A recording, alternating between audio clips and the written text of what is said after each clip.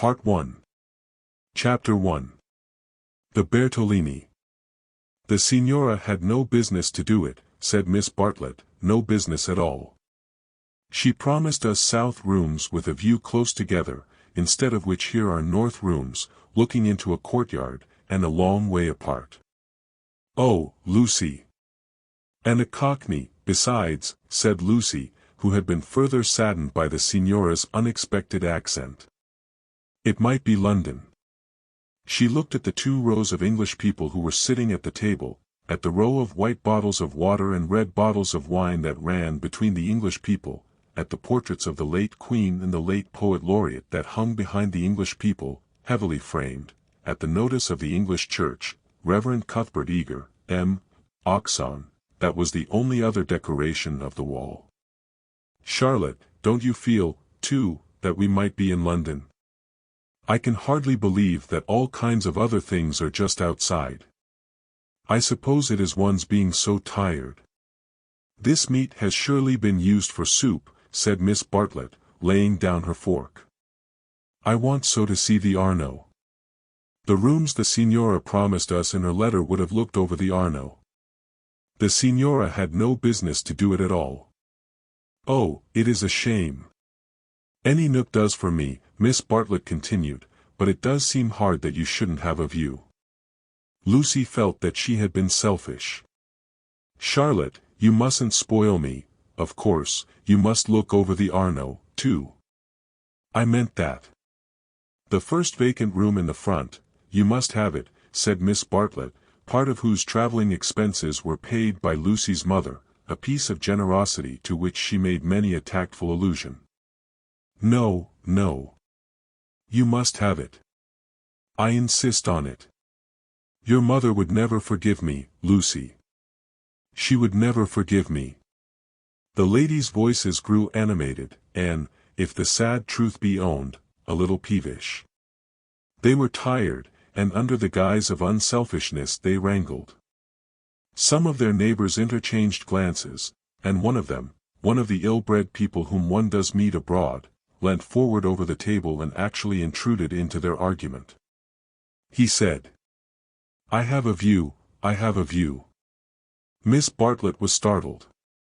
Generally at a pension people looked them over for a day or 2 before speaking, and often did not find out that they would do till they had gone. She knew that the intruder was ill-bred, even before she glanced at him. He was an old man, of heavy build, with a fair, shaven face and large eyes. There was something childish in those eyes, though it was not the childishness of senility. What exactly it was Miss Bartlett did not stop to consider, for her glance passed on to his clothes. These did not attract her.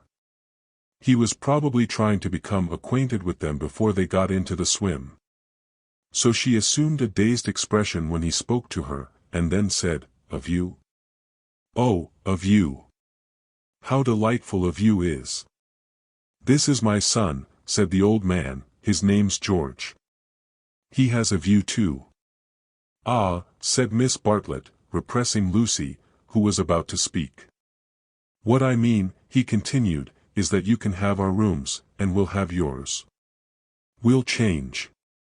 The better class of tourist was shocked at this, and sympathized with the newcomers. Miss Bartlett, in reply, opened her mouth as little as possible, and said, Thank you very much indeed, that is out of the question. Why, said the old man, with both fists on the table. Because it is quite out of the question, thank you. You see, we don't like to take, began Lucy. Her cousin again repressed her. But why, he persisted. Women like looking at a view, men don't. And he thumped with his fists like a naughty child, and turned to his son, saying, George, persuade them. It's so obvious they should have the rooms, said the son. There's nothing else to say. He did not look at the ladies as he spoke, but his voice was perplexed and sorrowful. Lucy, too, was perplexed, but she saw that they were in for what is known as quite a scene, and she had an odd feeling that whenever these ill-bred tourists spoke the contest widened and deepened till it dealt, not with rooms and views, but with something quite different, whose existence she had not realized before. Now the old man attacked Miss Bartlett almost violently. Why should she not change? What possible objection had she? They would clear out in half an hour. Miss Bartlett, though skilled in the delicacies of conversation, was powerless in the presence of brutality. It was impossible to snub anyone so gross. Her face reddened with displeasure. She looked around as much as to say, "Are you all like this?" And two little old ladies, who were sitting further up the table, with shawls hanging over the backs of the chairs, looked back, clearly indicating, "We are not, we are genteel." "Eat your dinner, dear," she said to Lucy, and began to toy again with the meat that she had once censured. Lucy mumbled that those seemed very odd people opposite.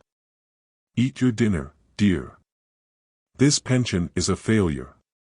Tomorrow we will make a change." Hardly had she announced this fell decision when she reversed it.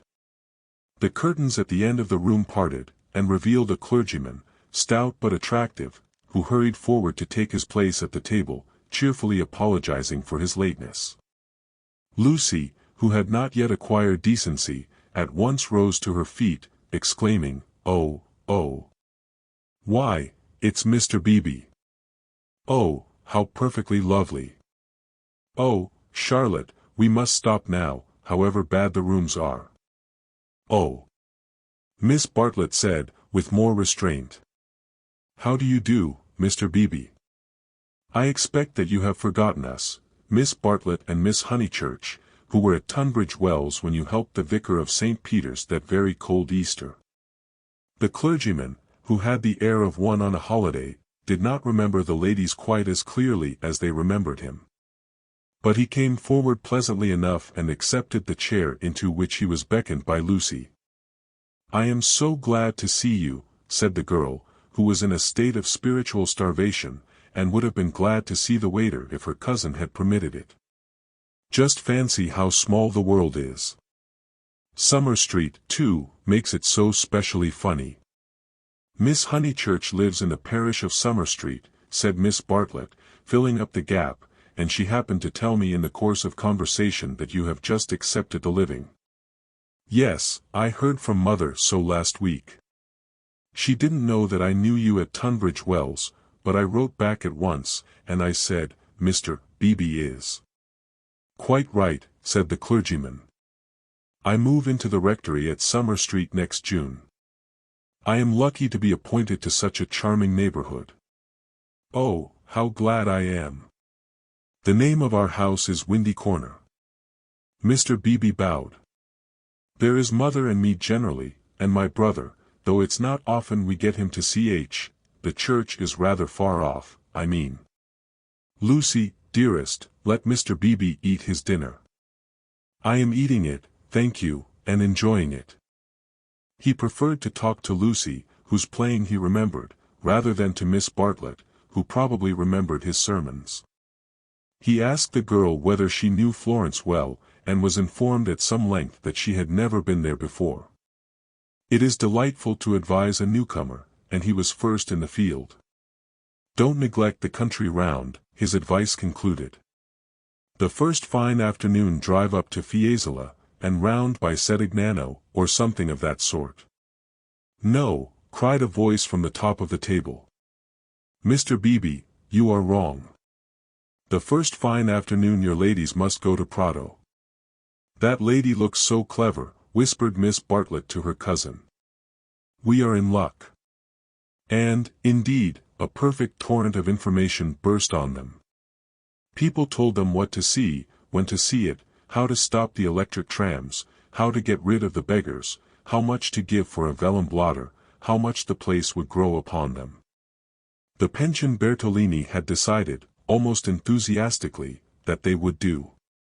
Whichever way they looked, kind ladies smiled and shouted at them. And above all rose the voice of the clever lady, crying, "Prato! They must go to Prato. That place is too sweetly squalid for words. I love it, I revel in shaking off the trammels of respectability, as you know." The young man named George glanced at the clever lady, and then returned moodily to his plate. Obviously he and his father did not do. Lucy, in the midst of her success, found time to wish they did. It gave her no extra pleasure that anyone should be left in the cold, and when she rose to go, she turned back and gave the two outsiders a nervous little bow. The father did not see it, the son acknowledged it, not by another bow, but by raising his eyebrows and smiling. He seemed to be smiling across something. She hastened after her cousin, who had already disappeared through the curtains which smote one in the face, and seemed heavy with more than cloth. Beyond them stood the unreliable Signora, bowing good evening to her guests, and supported by Henry, her little boy, and Victoire, her daughter. It made a curious little scene, this attempt of the Cockney to convey the grace and geniality of the South. And even more curious was the drawing-room, which attempted to rival the solid comfort of a Bloomsbury boarding-house. Was this really Italy? Miss Bartlett was already seated on a tightly stuffed armchair, which had the color and the contours of a tomato. She was talking to Mr. Beebe, and as she spoke, her long narrow head drove backwards and forwards, slowly, regularly, as though she were demolishing some invisible obstacle. "We are most grateful to you," she was saying. "The first evening means so much. When you arrived we were in for a peculiarly mauvaise quart d'heure." He expressed his regret. "Do you, by any chance, know the name of an old man who sat opposite us at dinner? Emerson. Is he a friend of yours?" "We are friendly, as one is in pensions." "Then I will say no more." He pressed her very slightly, and she said more. "I am, as it were," she concluded, "the chaperone of my young cousin, Lucy, and it would be a serious thing if I put her under an obligation to people of whom we know nothing." His manner was somewhat unfortunate. "I hope I acted for the best." "You acted very naturally," said he. He seemed thoughtful, and after a few moments added, "All the same, I don't think much harm would have come of accepting." "No harm, of course. But we could not be under an obligation. He is rather a peculiar man." Again he hesitated, and then said gently, "I think he would not take advantage of your acceptance, nor expect you to show gratitude. He has the merit, if it is one, of saying exactly what he means. He has rooms he does not value, and he thinks you would value them. He no more thought of putting you under an obligation than he thought of being polite. It is so difficult, at least, I find it difficult, to understand people who speak the truth." Lucy was pleased, and said, "I was hoping that he was nice. I do so always hope that people will be nice. I think he is, nice and tiresome. I differ from him on almost every point of any importance, and so, I expect, I may say I hope, you will differ. But his is a type one disagrees with rather than deplores. When he first came here he not unnaturally put people's backs up. He has no tact and no manners. I don't mean by that he has bad manners, and he will not keep his opinions to himself. We nearly complained about him to our depressing Signora, but I am glad to say we thought better of it." "Am I to conclude," said Miss Bartlett, "that he is a socialist?" Mr. Beebe accepted the convenient word, not without a slight twitching of the lips. "And presumably he has brought up his son to be a socialist, too?" "I hardly know George, for he hasn't learnt to talk yet.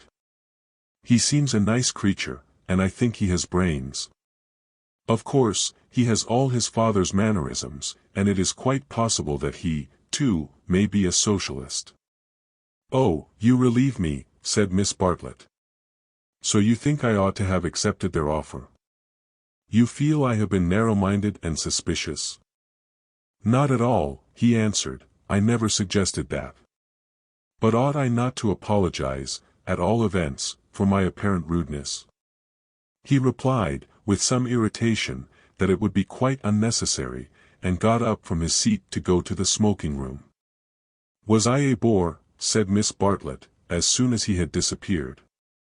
Why didn't you talk, Lucy? He prefers young people, I'm sure. I do hope I haven't monopolized him. I hoped you would have him all the evening, as well as all dinner time. He is nice, exclaimed Lucy. Just what I remember. He seems to see good in everyone. No one would take him for a clergyman. My dear Lucia. Well, you know what I mean. And you know how clergymen generally laugh. Mr. Beebe laughs just like an ordinary man. Funny girl. How you do remind me of your mother. I wonder if she will approve of Mr. Beebe. I'm sure she will, and so will Freddie. I think everyone at Windy Corner will approve. It is the fashionable world. I am used to Tunbridge Wells, where we are all hopelessly behind the times.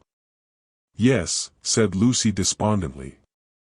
There was a haze of disapproval in the air, but whether the disapproval was of herself, or of Mr. Beebe, or of the fashionable world at Windy Corner, or of the narrow world at Tunbridge Wells, she could not determine. She tried to locate it, but as usual she blundered. Miss Bartlett sedulously denied disapproving of any one, and added, I am afraid you are finding me a very depressing companion. And the girl again thought, I must have been selfish or unkind, I must be more careful. It is so dreadful for Charlotte, being poor. Fortunately one of the little old ladies, who for some time had been smiling very benignly, now approached and asked if she might be allowed to sit where Mr. Beebe had sat. Permission granted, she began to chatter gently about Italy, the plunge it had been to come there, the gratifying success of the plunge, the improvement in her sister's health, the necessity of closing the bedroom windows at night, and of thoroughly emptying the water bottles in the morning. She handled her subjects agreeably, and they were, perhaps, more worthy of attention than the high discourse upon Guelphs and Ghibellines which was proceeding tempestuously at the other end of the room. It was a real catastrophe, not a mere episode, that evening of hers at Venice, when she had found in her bedroom something that is one worse than a flea, though one better than something else. But here you are as safe as in England. Signora Bertolini is so English. Yet our rooms smell, said poor Lucy. We dread going to bed. Ah, then you look into the court. She sighed. If only Mr. Emerson was more tactful. We were so sorry for you at dinner. I think he was meaning to be kind. Undoubtedly he was, said Miss Bartlett. Mr. Beebe has just been scolding me for my suspicious nature. Of course, I was holding back on my cousin's account. Of course, said the little old lady, and they murmured that one could not be too careful with a young girl. Lucy tried to look demure, but could not help feeling a great fool. No one was careful with her at home, or, at all events, she had not noticed it. About old Mr. Emerson, I hardly know. No, he is not tactful, yet, have you ever noticed that there are people who do things which are most indelicate, and yet at the same time, beautiful? Beautiful, said Miss Bartlett, puzzled at the word. Are not beauty and delicacy the same? So one would have thought, said the other helplessly. But things are so difficult, I sometimes think. She proceeded no further into things, for Mr. Beebe reappeared, looking extremely pleasant. Miss Bartlett, he cried, it's all right about the rooms. I'm so glad. Mr. Emerson was talking about it in the smoking room, and knowing what I did, I encouraged him to make the offer again. He has let me come and ask you. He would be so pleased. Oh, Charlotte, cried Lucy to her cousin, we must have the rooms now. The old man is just as nice and kind as he can be. Miss Bartlett was silent. I fear, said Mr. Beebe, after a pause, that I have been officious. I must apologize for my interference. Gravely displeased, he turned to go. Not till then did Miss Bartlett reply, my own wishes, dearest Lucy, are unimportant in comparison with yours. It would be hard indeed if I stopped you doing as you liked at Florence, when I am only here through your kindness. If you wish me to turn these gentlemen out of their rooms, I will do it. Would you then, Mr. Beebe, kindly tell Mr. Emerson that I accept his kind offer, and then conduct him to me, in order that I may thank him personally?" She raised her voice as she spoke. It was heard all over the drawing-room, and silenced the Guelphs and the Ghibellines. The clergyman, inwardly cursing the female sex, bowed, and departed with her message. "Remember, Lucy, I alone am implicated in this. I do not wish the acceptance to come from you. Grant me that, at all events."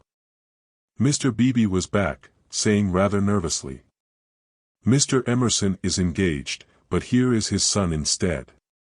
The young man gazed down on the three ladies, who felt seated on the floor, so low were their chairs. "My father," he said, "is in his bath, so you cannot thank him personally. But any message given by you to me will be given by me to him as soon as he comes out." Miss Bartlett was unequal to the bath. All her barbed civilities came forth wrong end first. Young Mr. Emerson scored a notable triumph to the delight of Mr. Beebe and to the secret delight of Lucy. "Poor young man," said Miss Bartlett, as soon as he had gone. "How angry he is with his father about the rooms. It is all he can do to keep polite." "In half an hour or so your rooms will be ready," said Mr. Beebe. Then looking rather thoughtfully at the two cousins, he retired to his own rooms, to write up his philosophic diary. "Oh, dear," breathed the little old lady, and shuddered as if all the winds of heaven had entered the apartment. "Gentlemen sometimes do not realize," her voice faded away, but Miss Bartlett seemed to understand, and a conversation developed, in which gentlemen who did not thoroughly realize played a principal part. Lucy, not realizing either, was reduced to literature. Taking up Baedeker's Handbook to Northern Italy, she committed to memory the most important dates of Florentine history. For she was determined to enjoy herself on the morrow.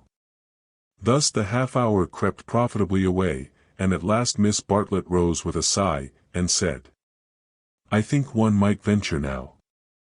"No, Lucy, do not stir. I will superintend the move." "How you do everything," said Lucy. "Naturally, dear. It is my affair. But I would like to help you." "No, dear." Charlotte's energy. And her unselfishness. She had been thus all her life, but really, on this Italian tour, she was surpassing herself. So Lucy felt, or strove to feel. And yet, there was a rebellious spirit in her which wondered whether the acceptance might not have been less delicate and more beautiful. At all events, she entered her own room without any feeling of joy. "I want to explain," said Miss Bartlett, "why it is that I have taken the largest room. Naturally, of course, I should have given it to you, but I happen to know that it belongs to the young man, and I was sure your mother would not like it." Lucy was bewildered. "If you are to accept a favor, it is more suitable you should be under an obligation to his father than to him.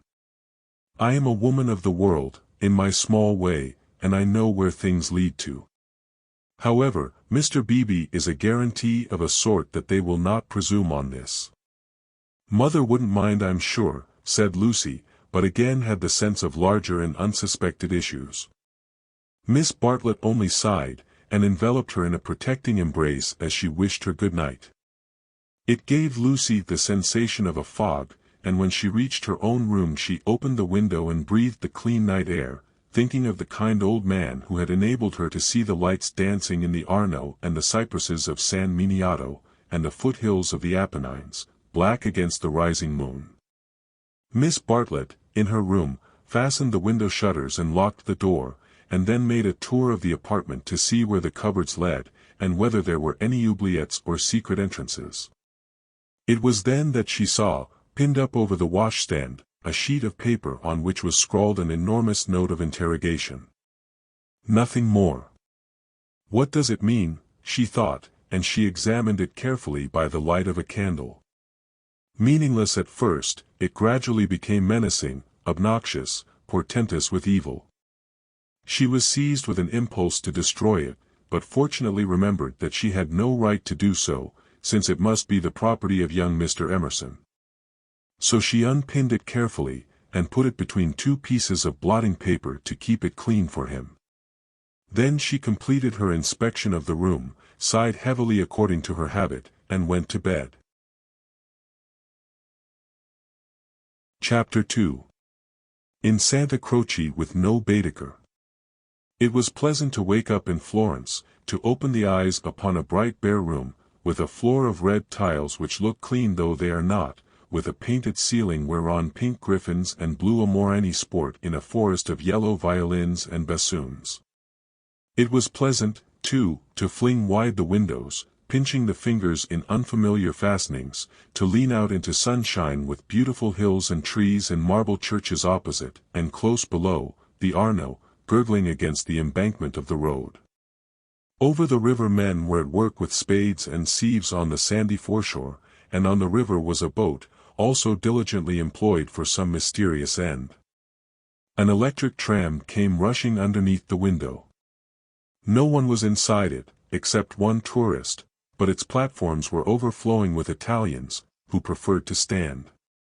Children tried to hang on behind, and the conductor, with no malice, spat in their faces to make them let go.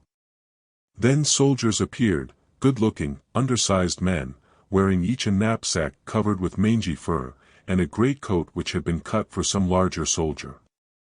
Beside them walked officers, looking foolish and fierce, and before them went little boys, turning somersaults in time with the band. The tramcar became entangled in their ranks, and moved on painfully, like a caterpillar in a swarm of ants. One of the little boys fell down, and some white bullocks came out of an archway. Indeed, if it had not been for the good advice of an old man who was selling button-hooks, the road might never have got clear. Over such trivialities as these many a valuable hour may slip away, and the traveler who has gone to Italy to study the tactile values of Giotto, or the corruption of the papacy, may return remembering nothing but the blue sky and the men and women who live under it. So it was as well that Miss Bartlett should tap and come in, and having commented on Lucy's leaving the door unlocked, and on her leaning out of the window before she was fully dressed, should urge her to hasten herself, or the best of the day would be gone. By the time Lucy was ready her cousin had done her breakfast, and was listening to the clever lady among the crumbs. A conversation then ensued, on not unfamiliar lines. Miss Bartlett was, after all, a wee bit tired, and thought they had better spend the morning settling in, unless Lucy would at all like to go out. Lucy would rather like to go out, as it was her first day in Florence, but, of course, she could go alone. Miss Bartlett could not allow this. Of course she would accompany Lucy everywhere. Oh, certainly not, Lucy would stop with her cousin. Oh, no. That would never do. Oh, yes. At this point the clever lady broke in. If it is Mrs. Grundy who is troubling you, I do assure you that you can neglect the good person. Being English, Miss Honeychurch will be perfectly safe. Italians understand. A dear friend of mine, Contessa Baroncelli, has 2 daughters, and when she cannot send a maid to school with them, she lets them go in sailor hats instead. Everyone takes them for English, you see, especially if their hair is strained tightly behind. Miss Bartlett was unconvinced by the safety of Contessa Baroncelli's daughters. She was determined to take Lucy herself, her head not being so very bad. The clever lady then said that she was going to spend a long morning in Santa Croce, and if Lucy would come too, she would be delighted. I will take you by a dear dirty back way, Miss Honeychurch, and if you bring me luck, we shall have an adventure. Lucy said that this was most kind, and at once opened the Baedeker, to see where Santa Croce was. Tut, tut. Miss Lucy. I hope we shall soon emancipate you from Baedeker. He does but touch the surface of things. As to the true Italy, he does not even dream of it. The true Italy is only to be found by patient observation. This sounded very interesting, and Lucy hurried over her breakfast, and started with her new friend in high spirits. Italy was coming at last. The Cockney Signora and her works had vanished like a bad dream. Miss Lavish, for that was the clever lady's name, turned to the right along the sunny Lung Arno. How delightfully warm! But a wind down the side streets cut like a knife, didn't it? Ponte alle Grazie, particularly interesting, mentioned by Dante. San Miniato, beautiful as well as interesting, the crucifix that kissed a murderer. Miss Honeychurch would remember the story. The men on the river were fishing. Untrue, but then, so is most information. Then Miss Lavish darted under the archway of the White Bullocks, and she stopped, and she cried. A smell. A true Florentine smell. Every city, let me teach you, has its own smell. Is it a very nice smell? Said Lucy, who had inherited from her mother a distaste to dirt. One doesn't come to Italy for niceness, was the retort, one comes for life. Buon giorno. Buon giorno, bowing right and left. Look at that adorable wine cart. How the driver stares at us, dear, simple soul. So Miss Lavish proceeded through the streets of the city of Florence, short, fidgety, and playful as a kitten, though without a kitten's grace. It was a treat for the girl to be with anyone so clever and so cheerful, and a blue military cloak, such as an Italian officer wears, only increased the sense of festivity. Buon giorno. Take the word of an old woman, Miss Lucy, you will never repent of a little civility to your inferiors. That is the true democracy. Though I am a real radical as well. There, now you're shocked. Indeed, I'm not, exclaimed Lucy. We are radicals, too, out and out.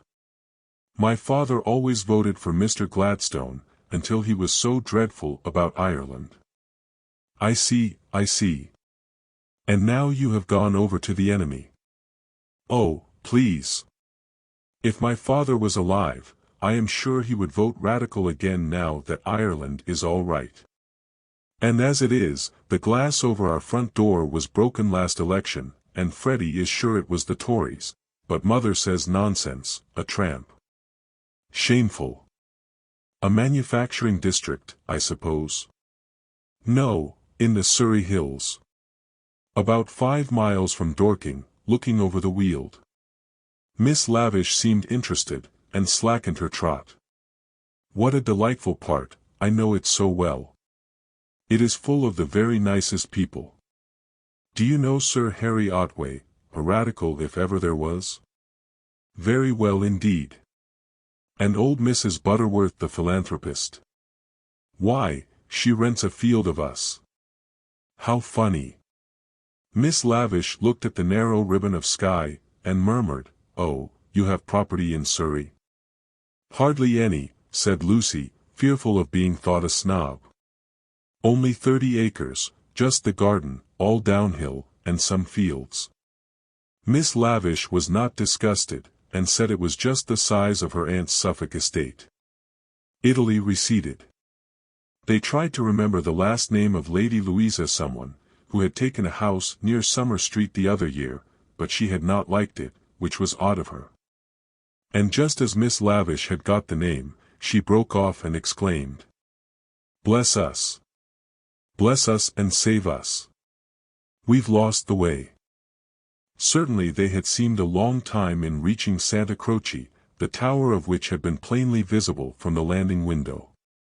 But Miss Lavish had said so much about knowing her Florence by heart, that Lucy had followed her with no misgivings.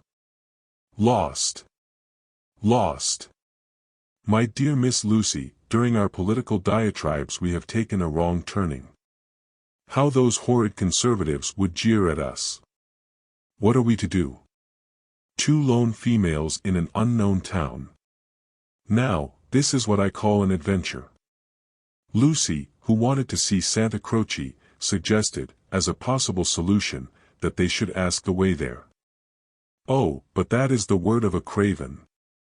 And no, you are not, not to look at your Baedeker. Give it to me, I shan't let you carry it. We will simply drift. Accordingly they drifted through a series of those grey-brown streets, neither commodious nor picturesque, in which the eastern quarter of the city abounds. Lucy soon lost interest in the discontent of Lady Louisa, and became discontented herself. For one ravishing moment Italy appeared. She stood in the square of the Annunziata and saw in the living terracotta those divine babies whom no cheap reproduction can ever stale. There they stood, with their shining limbs bursting from the garments of charity, and their strong white arms extended against circlets of heaven.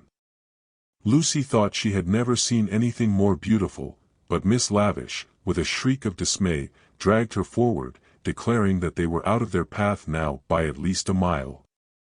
The hour was approaching at which the continental breakfast begins, or rather ceases, to tell, and the ladies bought some hot chestnut paste out of a little shop, because it looked so typical.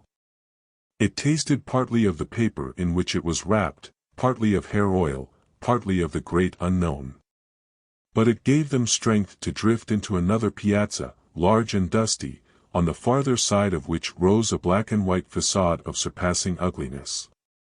Miss Lavish spoke to it dramatically. It was Santa Croce. The adventure was over. Stop a minute, let those two people go on, or I shall have to speak to them. I do detest conventional intercourse. Nasty. They are going into the church, too. Oh, the British are abroad. We sat opposite them at dinner last night. They have given us their rooms. They were so very kind. Look at their figures, laughed Miss Lavish. They walk through my Italy like a pair of cows. It's very naughty of me, but I would like to set an examination paper at Dover, and turn back every tourist who couldn't pass it. What would you ask us? Miss Lavish laid her hand pleasantly on Lucy's arm, as if to suggest that she, at all events, would get full marks. In this exalted mood they reached the steps of the great church, and were about to enter it when Miss Lavish stopped, squeaked, flung up her arms, and cried. There goes my local color box. I must have a word with him. And in a moment she was away over the piazza, her military cloak flapping in the wind, nor did she slacken speed till she caught up an old man with white whiskers, and nipped him playfully upon the arm. Lucy waited for nearly 10 minutes. Then she began to get tired. The beggars worried her, the dust blew in her eyes, and she remembered that a young girl ought not to loiter in public places. She descended slowly into the piazza with the intention of rejoining Miss Lavish, who was really almost too original. But at that moment Miss Lavish and her local color box moved also, and disappeared down a side street, both gesticulating largely. Tears of indignation came to Lucy's eyes, partly because Miss Lavish had jilted her, partly because she had taken her Baedeker. How could she find her way home? How could she find her way about in Santa Croce? Her first morning was ruined, and she might never be in Florence again. A few minutes ago she had been all high spirits, talking as a woman of culture, and half persuading herself that she was full of originality. Now she entered the church depressed and humiliated, not even able to remember whether it was built by the Franciscans or the Dominicans. Of course, it must be a wonderful building. But how like a barn! And how very cold! Of course, it contained frescoes by Giotto, in the presence of whose tactile values she was capable of feeling what was proper. But who was to tell her which they were? She walked about disdainfully, unwilling to be enthusiastic over monuments of uncertain authorship or date. There was no one even to tell her which, of all the sepulchral slabs that paved the nave and transepts, was the one that was really beautiful, the one that had been most praised by Mr. Ruskin. Then the pernicious charm of Italy worked on her, and, instead of acquiring information, she began to be happy. She puzzled out the Italian notices, the notices that forbade people to introduce dogs into the church, the notice that prayed people, in the interest of health and out of respect to the sacred edifice in which they found themselves, not to spit. She watched the tourists. Their noses were as red as their Baedekers, so cold was Santa Croce. She beheld the horrible fate that overtook 3 papists, 2 he-babies and a she-baby, who began their career by sousing each other with the holy water, and then proceeded to the Machiavelli memorial, dripping but hallowed. Advancing towards it very slowly and from immense distances, they touched the stone with their fingers, with their handkerchiefs, with their heads, and then retreated. What could this mean? They did it again and again. Then Lucy realized that they had mistaken Machiavelli for some saint, hoping to acquire virtue. Punishment followed quickly. The smallest he-baby stumbled over one of the sepulchral slabs so much admired by Mr. Ruskin, and entangled his feet in the features of a recumbent bishop. Protestant as she was, Lucy darted forward. She was too late. He fell heavily upon the prelate's upturned toes. "Hateful bishop!" exclaimed the voice of old Mr. Emerson, who had darted forward also. "Hard in life, hard in death. Go out into the sunshine, little boy, and kiss your hand to the sun, for that is where you ought to be. Intolerable bishop!" The child screamed frantically at these words, and at these dreadful people who picked him up, dusted him, rubbed his bruises, and told him not to be superstitious. "Look at him," said Mr. Emerson to Lucy. "Here's a mess, a baby hurt, cold, and frightened. But what else can you expect from a church?" The child's legs had become as melting wax. Each time that old Mr. Emerson and Lucy set it erect it collapsed with a roar. Fortunately an Italian lady, who ought to have been saying her prayers, came to the rescue. By some mysterious virtue, which mothers alone possess, she stiffened the little boy's backbone and imparted strength to his knees. He stood. Still gibbering with agitation, he walked away. "You are a clever woman," said Mr. Emerson. "You have done more than all the relics in the world. I am not of your creed, but I do believe in those who make their fellow creatures happy. There is no scheme of the universe." He paused for a phrase. "Niente," said the Italian lady, and returned to her prayers. "I'm not sure she understands English," suggested Lucy. In her chastened mood she no longer despised the Emersons. She was determined to be gracious to them, beautiful rather than delicate, and, if possible, to erase Miss Bartlett's civility by some gracious reference to the pleasant rooms. "That woman understands everything," was Mr. Emerson's reply. "But what are you doing here? Are you doing the church? Are you through with the church?" "No," cried Lucy, remembering her grievance. "I came here with Miss Lavish, who was to explain everything, and just by the door, it is too bad, she simply ran away, and after waiting quite a time, I had to come in by myself." "Why shouldn't you?" said Mr. Emerson. "Yes, why shouldn't you come by yourself?" said the son, addressing the young lady for the first time. "But Miss Lavish has even taken away Baedeker." "Baedeker?" said Mr. Emerson. "I'm glad it's that you minded. It's worth minding, the loss of a Baedeker. That's worth minding." Lucy was puzzled. She was again conscious of some new idea, and was not sure whither it would lead her. "If you've no Baedeker," said the son, "you'd better join us." Was this where the idea would lead? She took refuge in her dignity. "Thank you very much, but I could not think of that. I hope you do not suppose that I came to join on to you. I really came to help with the child, and to thank you for so kindly giving us your rooms last night. I hope that you have not been put to any great inconvenience." "My dear," said the old man gently, "I think that you are repeating what you have heard older people say.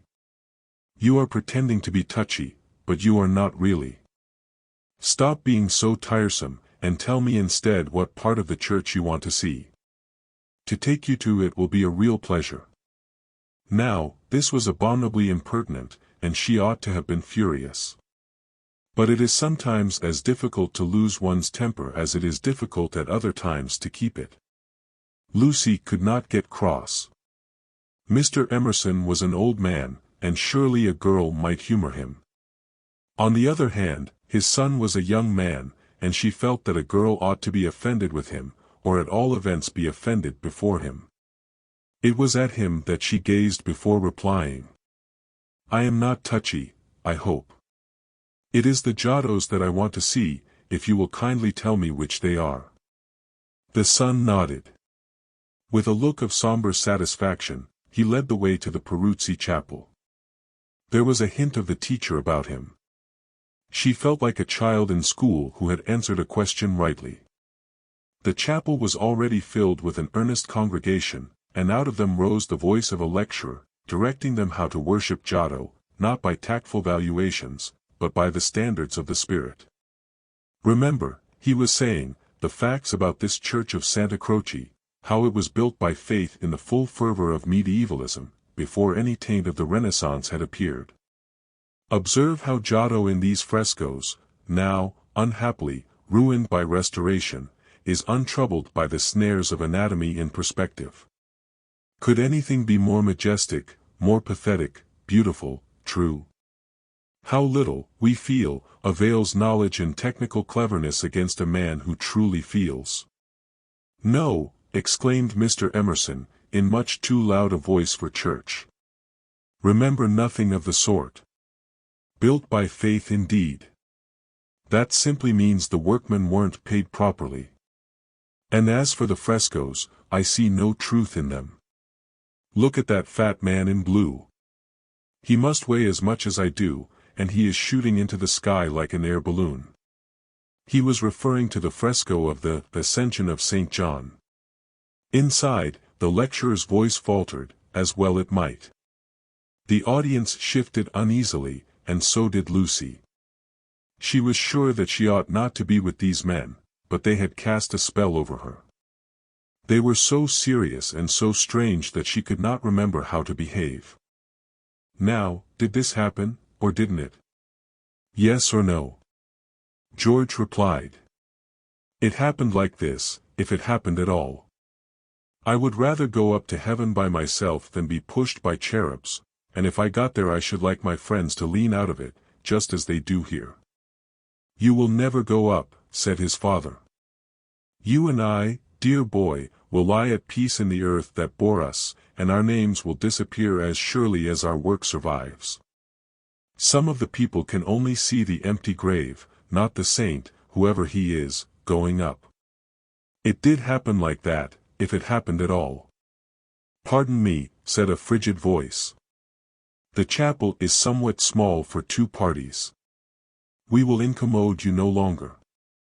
The lecturer was a clergyman, and his audience must be also his flock, for they held prayer books as well as guidebooks in their hands. They filed out of the chapel in silence. Amongst them were the 2 little old ladies of the pension Bertolini, Miss Teresa and Miss Catherine Allen. Stop, cried Mr. Emerson. There's plenty of room for us all. Stop. The procession disappeared without a word. Soon the lecturer could be heard in the next chapel, describing the life of St. Francis. George, I do believe that clergyman is the Brixton curate. George went into the next chapel and returned, saying, perhaps he is. I don't remember. Then I had better speak to him and remind him who I am. It's that Mr. Eager. Why did he go? Did we talk too loud? How vexatious. I shall go and say we are sorry. Hadn't I better? Then perhaps he will come back. He will not come back, said George. But Mr. Emerson, contrite and unhappy, hurried away to apologize to the Reverend Cuthbert Eager. Lucy, apparently absorbed in a lunette, could hear the lecture again interrupted, the anxious, aggressive voice of the old man, the curt, injured replies of his opponent. The son, who took every little contretemps as if it were a tragedy, was listening also. My father has that effect on nearly everyone, he informed her. He will try to be kind. "I hope we all try," said she, smiling nervously. "Because we think it improves our characters. But he is kind to people because he loves them, and they find him out, and are offended, or frightened." "How silly of them," said Lucy, though in her heart she sympathized. "I think that a kind action done tactfully." Tact.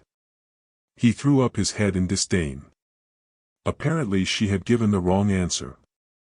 She watched the singular creature pace up and down the chapel. For a young man his face was rugged, and, until the shadows fell upon it, hard. Enshadowed, it sprang into tenderness. She saw him once again at Rome, on the ceiling of the Sistine Chapel, carrying a burden of acorns. Healthy and muscular, he yet gave her the feeling of grayness, of tragedy that might only find solution in the night. The feeling soon passed. It was unlike her to have entertained anything so subtle. Born of silence and of unknown emotion, it passed when Mr. Emerson returned, and she could re-enter the world of rapid talk, which was alone familiar to her.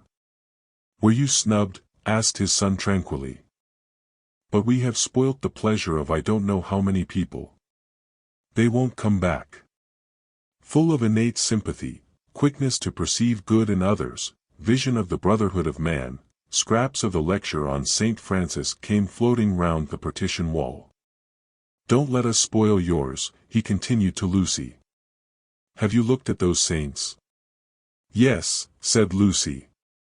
"They are lovely. Do you know which is the tombstone that is praised in Ruskin?" He did not know, and suggested that they should try to guess it. George, rather to her relief, refused to move, and she and the old man wandered not unpleasantly about Santa Croce, which, though it is like a barn, has harvested many beautiful things inside its walls. There were also beggars to avoid and guides to dodge round the pillars, and an old lady with her dog, and here and there a priest modestly edging to his mass through the groups of tourists. But Mr. Emerson was only half interested. He watched the lecturer, whose success he believed he had impaired, and then he anxiously watched his son. "Why will he look at that fresco?" he said uneasily. "I saw nothing in it." "I like Giotto," she replied. "It is so wonderful what they say about his tactile values. Though I like things like the Della Robbia babies better." "So you ought. A baby is worth a dozen saints. And my baby's worth the whole of paradise, and as far as I can see he lives in hell." Lucy again felt that this did not do. "In hell," he repeated. "He's unhappy." "Oh, dear," said Lucy. "How can he be unhappy when he is strong and alive? What more is one to give him? And think how he has been brought up, free from all the superstition and ignorance that lead men to hate one another in the name of God. With such an education as that, I thought he was bound to grow up happy." She was no theologian, but she felt that here was a very foolish old man, as well as a very irreligious one. She also felt that her mother might not like her talking to that kind of person, and that Charlotte would object most strongly. "What are we to do with him?" he asked. "He comes out for his holiday to Italy, and behaves, like that, like the little child who ought to have been playing, and who hurt himself upon the tombstone." "Eh? What did you say?" Lucy had made no suggestion. Suddenly he said, "Now don't be stupid over this. I don't require you to fall in love with my boy, but I do think you might try and understand him. You are nearer his age, and if you let yourself go I am sure you are sensible. You might help me. He has known so few women, and you have the time. You stop here several weeks, I suppose. But let yourself go. You are inclined to get muddled, if I may judge from last night. Let yourself go. Pull out from the depths those thoughts that you do not understand, and spread them out in the sunlight and know the meaning of them. By understanding George you may learn to understand yourself. It will be good for both of you." To this extraordinary speech Lucy found no answer. "I only know what it is that's wrong with him, not why it is." "And what is it?" asked Lucy fearfully, expecting some harrowing tale. The old trouble, things won't fit. What things? The things of the universe. It is quite true. They don't. Oh, Mr. Emerson, whatever do you mean? In his ordinary voice, so that she scarcely realized he was quoting poetry, he said. From far, from eve and morning. And yon 12-winded sky. The stuff of life to knit me. Blew hither, here am I. George and I both know this, but why does it distress him? We know that we come from the winds, and that we shall return to them, that all life is perhaps a knot, a tangle, a blemish in the eternal smoothness. But why should this make us unhappy? Let us rather love one another, and work and rejoice. I don't believe in this world's sorrow. Miss Honeychurch assented. Then make my boy think like us. Make him realize that by the side of the everlasting why there is a yes, a transitory yes if you like, but a yes. Suddenly she laughed, surely one ought to laugh. A young man melancholy because the universe wouldn't fit, because life was a tangle or a wind, or a yes, or something. I'm very sorry, she cried. You'll think me unfeeling, but, then she became matronly. Oh, but your son wants employment. Has he no particular hobby? Why, I myself have worries, but I can generally forget them at the piano, and collecting stamps did no end of good for my brother. Perhaps Italy bores him, you ought to try the Alps or the lakes.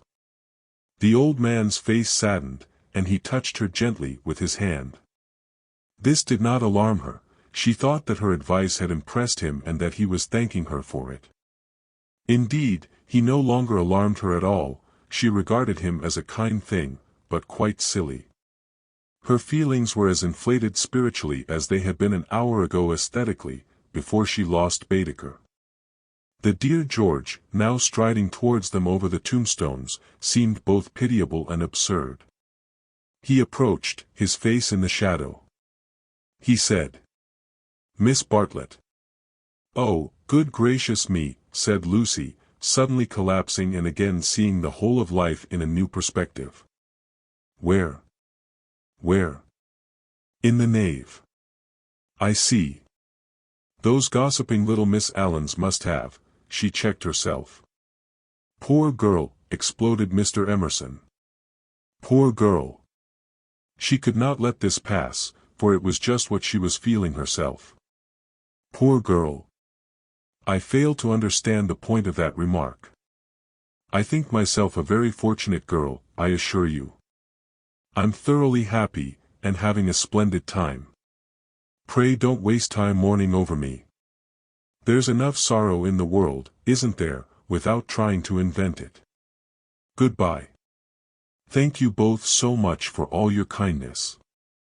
Ah, yes. There does come my cousin. A delightful morning. Santa Croce is a wonderful church. She joined her cousin. Chapter 3. Music, Violets, and the letter S. It so happened that Lucy, who found daily life rather chaotic, entered a more solid world when she opened the piano. She was then no longer either deferential or patronizing, no longer either a rebel or a slave. The kingdom of music is not the kingdom of this world, it will accept those whom breeding and intellect and culture have alike rejected. The commonplace person begins to play, and shoots into the empyrean without effort, whilst we look up, marveling how he has escaped us, and thinking how we could worship him and love him, would he but translate his visions into human words, and his experiences into human actions.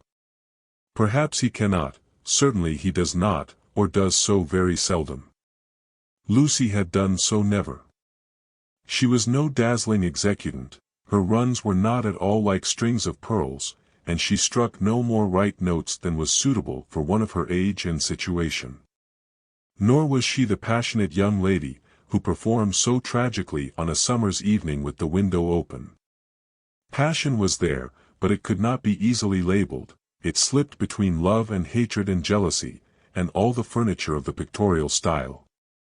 And she was tragical only in the sense that she was great, for she loved to play on the side of victory. Victory of what and over what, that is more than the words of daily life can tell us. But that some sonatas of Beethoven are written tragic no one can gainsay, yet they can triumph or despair as the player decides, and Lucy had decided that they should triumph. A very wet afternoon at the Bertolini permitted her to do the thing she really liked, and after lunch she opened the little draped piano. A few people lingered round and praised her playing, but finding that she made no reply, dispersed to their rooms to write up their diaries or to sleep. She took no notice of Mr. Emerson looking for his son, nor of Miss Bartlett looking for Miss Lavish, nor of Miss Lavish looking for her cigarette case. Like every true performer, she was intoxicated by the mere feel of the notes. They were fingers caressing her own, and by touch, not by sound alone, did she come to her desire. Mr. Beebe, sitting unnoticed in the window, pondered this illogical element in Miss Honeychurch, and recalled the occasion at Tunbridge Wells when he had discovered it. It was at one of those entertainments where the upper classes entertain the lower. The seats were filled with a respectful audience, and the ladies and gentlemen of the parish, under the auspices of their vicar, sang, or recited, or imitated the drawing of a champagne cork. Among the promised items was Miss Honeychurch. Piano. Beethoven, and Mr. Beebe was wondering whether it would be Adelaide, or the March of the Ruins of Athens, when his composure was disturbed by the opening bars of Opus 3. He was in suspense all through the introduction, for not until the pace quickens does one know what the performer intends. With the roar of the opening theme he knew that things were going extraordinarily. In the chords that herald the conclusion he heard the hammer strokes of victory. He was glad that she only played the first movement, for he could have paid no attention to the winding intricacies of the measures of 9/16. The audience clapped, no less respectful. It was Mr. Beebe who started the stamping. It was all that one could do. "Who is she?" he asked the vicar afterwards. "Cousin of one of my parishioners. I do not consider her choice of a piece happy." Beethoven is so usually simple and direct in his appeal that it is sheer perversity to choose a thing like that, which, if anything, disturbs. "Introduce me. She will be delighted. She and Miss Bartlett are full of the praises of your sermon." "My sermon?" cried Mr. Beebe. "Why ever did she listen to it?" When he was introduced he understood why, for Miss Honeychurch, disjoined from her music stool, was only a young lady with a quantity of dark hair and a very pretty, pale, undeveloped face. She loved going to concerts, she loved stopping with her cousin, she loved iced coffee and meringues. He did not doubt that she loved his sermon also. But before he left Tunbridge Wells he made a remark to the vicar, which he now made to Lucy herself when she closed the little piano and moved dreamily towards him. "If Miss Honeychurch ever takes to live as she plays, it will be very exciting both for us and for her." Lucy at once re-entered daily life. "Oh, what a funny thing. Someone said just the same to Mother, and she said she trusted I should never live a duet. Doesn't Mrs. Honeychurch like music? She doesn't mind it.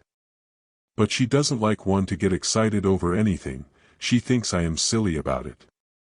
She thinks, I can't make out. Once, you know, I said that I liked my own playing better than anyone's. She has never got over it. Of course, I didn't mean that I played well, only meant."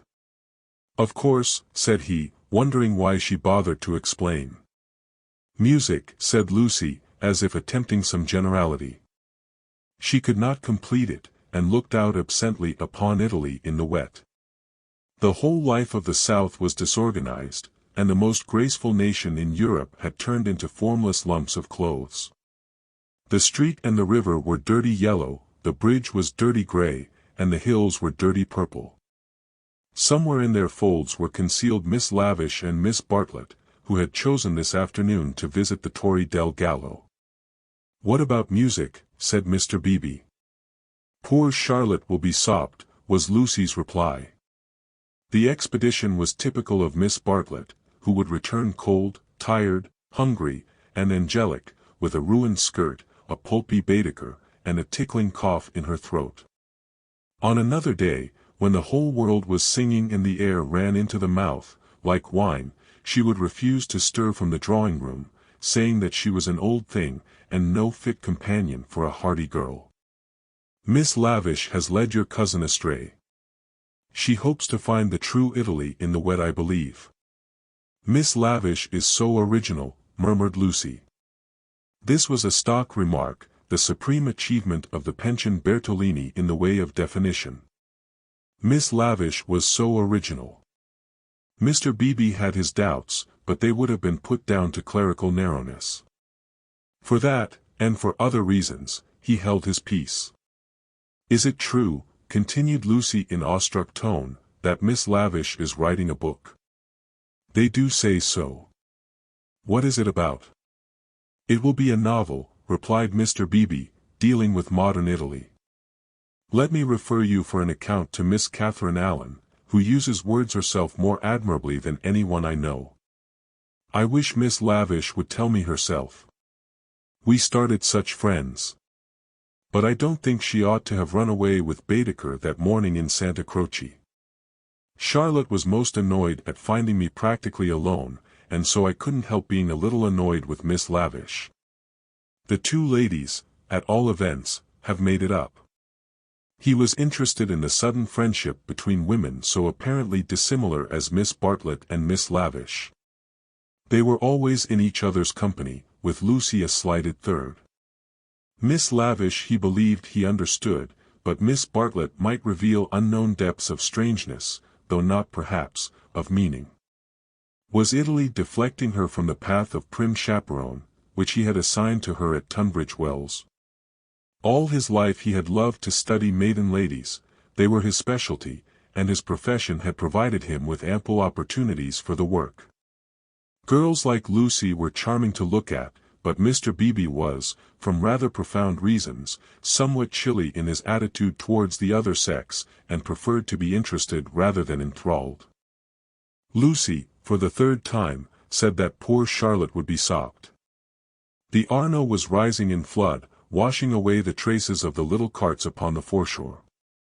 But in the southwest there had appeared a dull haze of yellow, which might mean better weather if it did not mean worse. She opened the window to inspect, and a cold blast entered the room, drawing a plaintive cry from Miss Catherine Allen, who entered at the same moment by the door. "Oh, dear Miss Honeychurch, you will catch a chill. And Mr. Beebe here besides. Who would suppose this is Italy? There is my sister actually nursing the hot water can, no comforts or proper provisions." She sidled towards them and sat down, self-conscious as she always was on entering a room which contained one man, or a man and one woman. "I could hear your beautiful playing, Miss Honeychurch, though I was in my room with the door shut." Doors shut, indeed, most necessary. No one has the least idea of privacy in this country. And one person catches it from another. Lucy answered suitably. Mr. Beebe was not able to tell the ladies of his adventure at Medina, where the chambermaid burst in upon him in his bath, exclaiming cheerfully, "Effe niente, sono vecchia." He contented himself with saying, "I quite agree with you, Miss Allen. The Italians are a most unpleasant people. They pry everywhere, they see everything, and they know what we want before we know it ourselves. We are at their mercy. They read our thoughts, they foretell our desires. From the cab driver down to Giotto, they turn us inside out, and I resent it. Yet in their heart of hearts they are, how superficial. They have no conception of the intellectual life. How right is Signora Bertolini, who exclaimed to me the other day, 'Ho, Mr. Beebe, if you knew what I suffer over the children's education. I won't ave my little Victorier taught by a ignorant Italian what can't explain nothing.'" Miss Allen did not follow, but gathered that she was being mocked in an agreeable way. Her sister was a little disappointed in Mr. Beebe, having expected better things from a clergyman whose head was bald and who wore a pair of russet whiskers. Indeed, who would have supposed that tolerance, sympathy, and a sense of humor would inhabit that militant form? In the midst of her satisfaction she continued to sidle, and at last the cause was disclosed.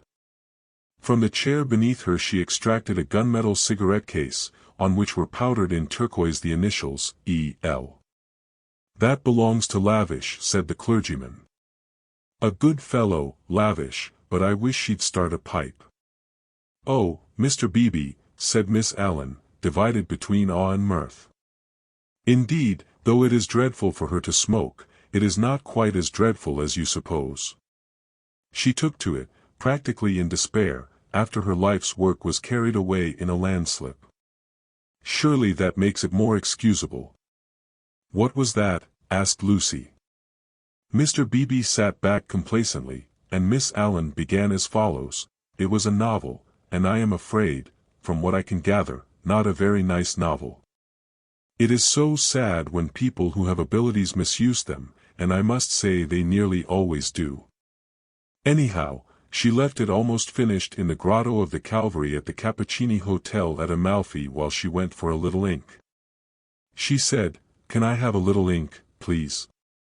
But you know what Italians are, and meanwhile the grotto fell roaring on to the beach, and the saddest thing of all is that she cannot remember what she has written. The poor thing was very ill after it, and so got tempted into cigarettes. It is a great secret, but I am glad to say that she is writing another novel. She told Teresa and Miss Pole the other day that she had got up all the local color. This novel is to be about modern Italy, the other was historical, but that she could not start till she had an idea. First she tried Perugia for an inspiration, then she came here. This must on no account get round. And so cheerful through it all. I cannot help thinking that there is something to admire in everyone, even if you do not approve of them." Miss Allen was always thus being charitable against her better judgment. A delicate pathos perfumed her disconnected remarks, giving them unexpected beauty, just as in the decaying autumn woods there sometimes rise odors reminiscent of spring. She felt she had made almost too many allowances, and apologized hurriedly for her toleration. All the same, she is a little too, I hardly like to say unwomanly, but she behaved most strangely when the Emersons arrived. Mr. Beebe smiled as Miss Allen plunged into an anecdote which he knew she would be unable to finish in the presence of a gentleman. "I don't know, Miss Honeychurch, if you have noticed that Miss Pole, the lady who has so much yellow hair, takes lemonade. That old Mr. Emerson, who puts things very strangely." Her jaw dropped. She was silent. Mr. Beebe, whose social resources were endless, went out to order some tea, and she continued to Lucy in a hasty whisper. "Stomach." He warned Miss Pole of her stomach acidity, he called it, and he may have meant to be kind. I must say I forgot myself and laughed, it was so sudden. As Teresa truly said, it was no laughing matter. But the point is that Miss Lavish was positively attracted by his mentioning S, and said she liked plain speaking, and meeting different grades of thought. She thought they were commercial travelers, drummers was the word she used, and all through dinner she tried to prove that England, our great and beloved country, rests on nothing but commerce. Teresa was very much annoyed, and left the table before the cheese, saying as she did so, "There, Miss Lavish, is one who can confute you better than I," and pointed to that beautiful picture of Lord Tennyson. Then Miss Lavish said, "Tut! The early Victorians. Just imagine. Tut! The early Victorians." My sister had gone, and I felt bound to speak. I said, "Miss Lavish, I am an early Victorian, at least, that is to say, I will hear no breath of censure against our dear Queen."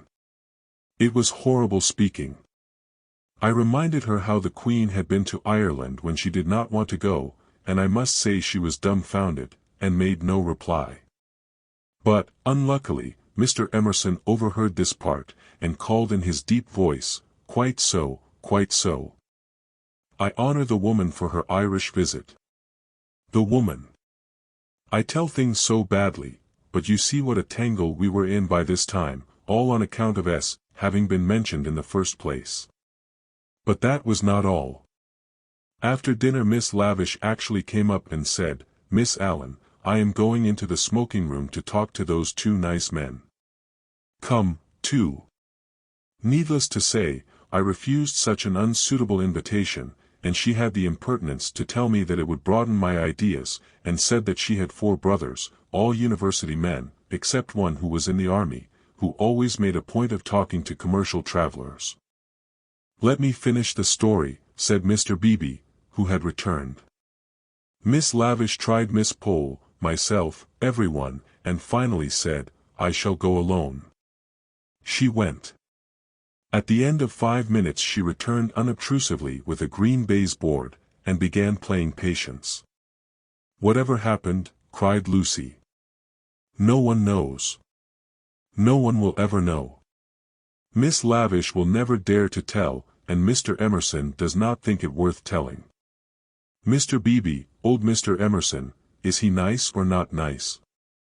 I do so want to know."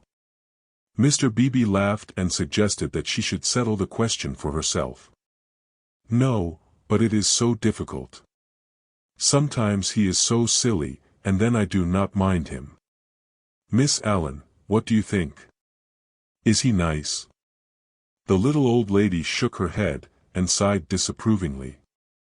Mr. Beebe, whom the conversation amused, stirred her up by saying, "I consider that you are bound to class him as nice, Miss Allen, after that business of the violets." "Violets? Oh, dear. Who told you about the violets? How do things get round? A pension is a bad place for gossips. No, I cannot forget how they behaved at Mr. Eager's lecture at Santa Croce. Oh, poor Miss Honeychurch. It really was too bad. No, I have quite changed. I do not like the Emersons. They are not nice." Mr. Beebe smiled nonchalantly. He had made a gentle effort to introduce the Emersons into Bertolini society, and the effort had failed. He was almost the only person who remained friendly to them. Miss Lavish, who represented intellect, was avowedly hostile, and now the Miss Allens, who stood for good breeding, were following her. Miss Bartlett, smarting under an obligation, would scarcely be civil. The case of Lucy was different. She had given him a hazy account of her adventures in Santa Croce, and he gathered that the 2 men had made a curious and possibly concerted attempt to annex her, to show her the world from their own strange standpoint, to interest her in their private sorrows and joys. This was impertinent. He did not wish their cause to be championed by a young girl, he would rather it should fail. After all, he knew nothing about them, and pension joys, pension sorrows, are flimsy things, whereas Lucy would be his parishioner. Lucy, with one eye upon the weather, finally said that she thought the Emersons were nice, not that she saw anything of them now. Even their seats at dinner had been moved. "But aren't they always waylaying you to go out with them, dear?" said the little lady inquisitively. "Only once. Charlotte didn't like it, and said something, quite politely, of course. Most right of her. They don't understand our ways. They must find their level." Mr. Beebe rather felt that they had gone under. They had given up their attempt, if it was one, to conquer society, and now the father was almost as silent as the son. He wondered whether he would not plan a pleasant day for these folk before they left, some expedition, perhaps, with Lucy well chaperoned to be nice to them. It was one of Mr. Beebe's chief pleasures to provide people with happy memories. Evening approached while they chatted, the air became brighter, the colors on the trees and hills were purified, and the Arno lost its muddy solidity and began to twinkle. There were a few streaks of bluish-green among the clouds, a few patches of watery light upon the earth, and then the dripping facade of San Miniato shone brilliantly in the declining sun. "Too late to go out," said Miss Allen in a voice of relief. All the galleries are shut. I think I shall go out, said Lucy. I want to go round the town in the circular tram, on the platform by the driver. Her two companions looked grave. Mr. Beebe, who felt responsible for her in the absence of Miss Bartlett, ventured to say, I wish we could. Unluckily I have letters. If you do want to go out alone, won't you be better on your feet? Italians, dear, you know, said Miss Allen. Perhaps I shall meet someone who reads me through and through. But they still looked disapproval, and she so far conceded to Mr. Beebe as to say that she would only go for a little walk, and keep to the street frequented by tourists. She oughtn't really to go at all, said Mr. Beebe, as they watched her from the window, and she knows it. I put it down to too much Beethoven. Chapter 4. Fourth chapter. Mr. Beebe was right. Lucy never knew her desires so clearly as after music. She had not really appreciated the clergyman's wit, nor the suggestive twitterings of Miss Allen.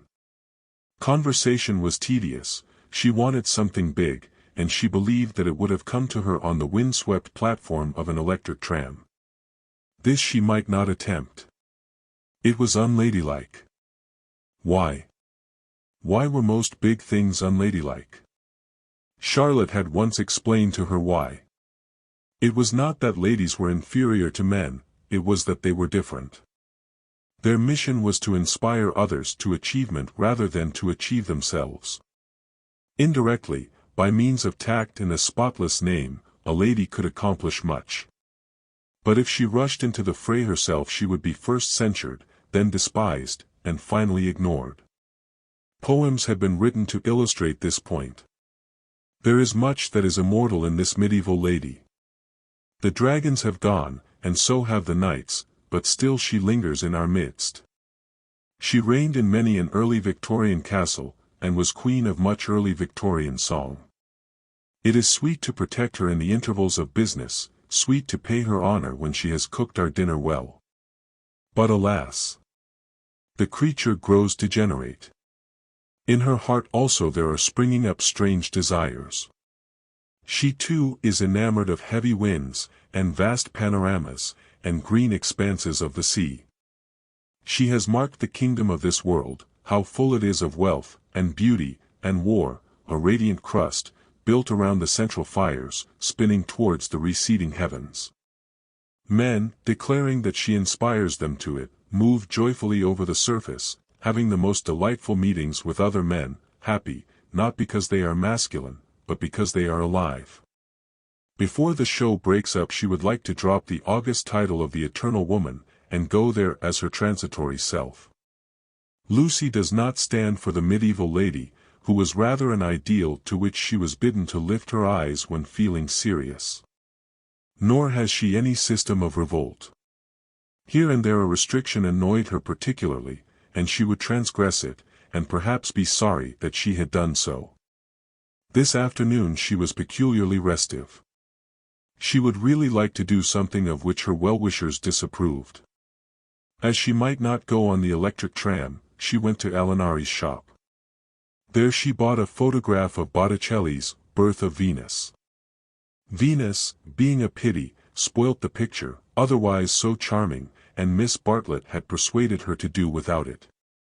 A pity in art of course signified the nude. Giorgione's Tempesta, the Idolino, some of the Sistine frescoes and the Apoxiomenos, were added to it.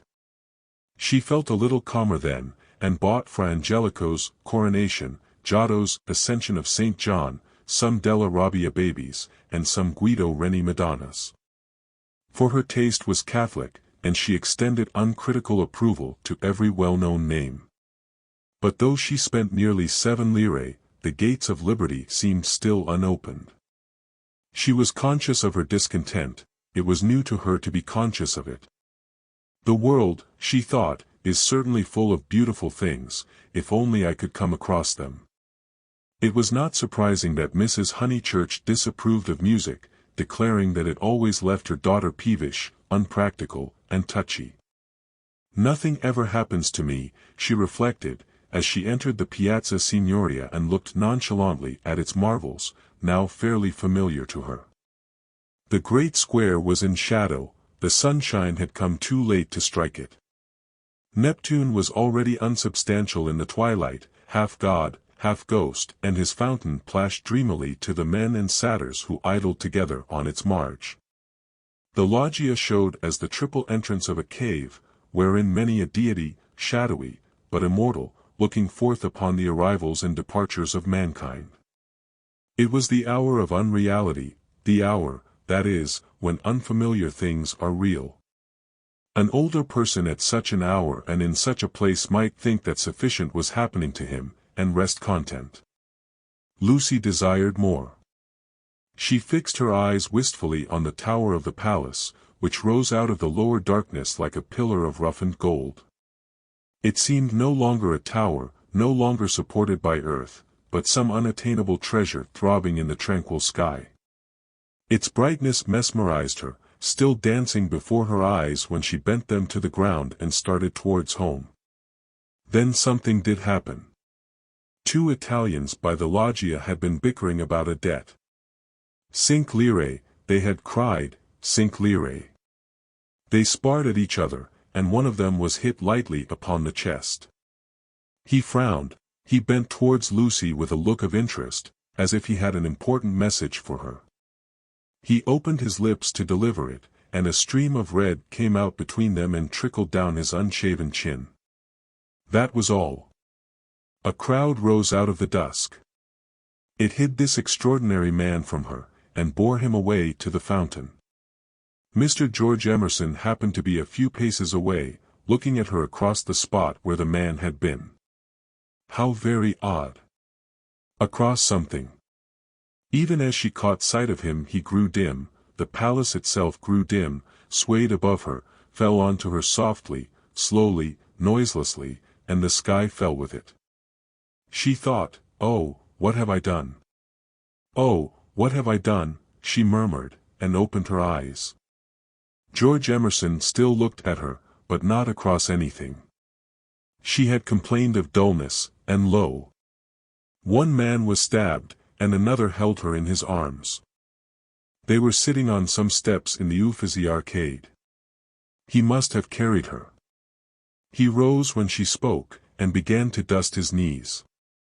She repeated, "Oh, what have I done? You fainted. I am very sorry. How are you now?" "Perfectly well, absolutely well." And she began to nod and smile. "Then let us come home. There's no point in our stopping." He held out his hand to pull her up. She pretended not to see it. The cries from the fountain, they had never ceased, rang emptily. The whole world seemed pale and void of its original meaning. "How very kind you have been. I might have hurt myself falling. But now I am well. I can go alone, thank you." His hand was still extended. "Oh, my photographs," she exclaimed suddenly. "What photographs?" "I bought some photographs at Eleanor's. I must have dropped them out there in the square." She looked at him cautiously. "Would you add to your kindness by fetching them?" He added to his kindness. As soon as he had turned his back, Lucy arose with the running of a maniac and stole down the arcade towards the Arno. "Miss Honeychurch." She stopped with her hand on her heart. "You sit still, you aren't fit to go home alone." "Yes, I am, thank you so very much." "No, you aren't. You'd go openly if you were. But I had rather. Then I don't fetch your photographs. I had rather be alone." He said imperiously, "The man is dead, the man is probably dead, sit down till you are rested." She was bewildered, and obeyed him. "And don't move till I come back."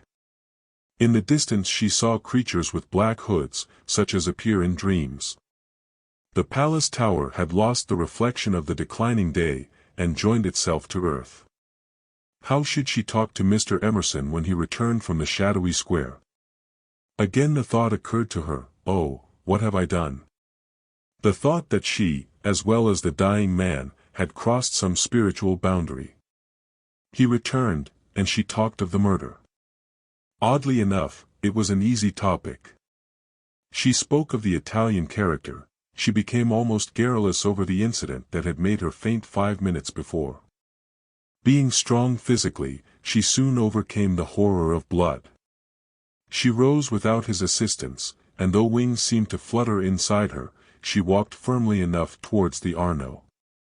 There a cabman signaled to them. They refused him.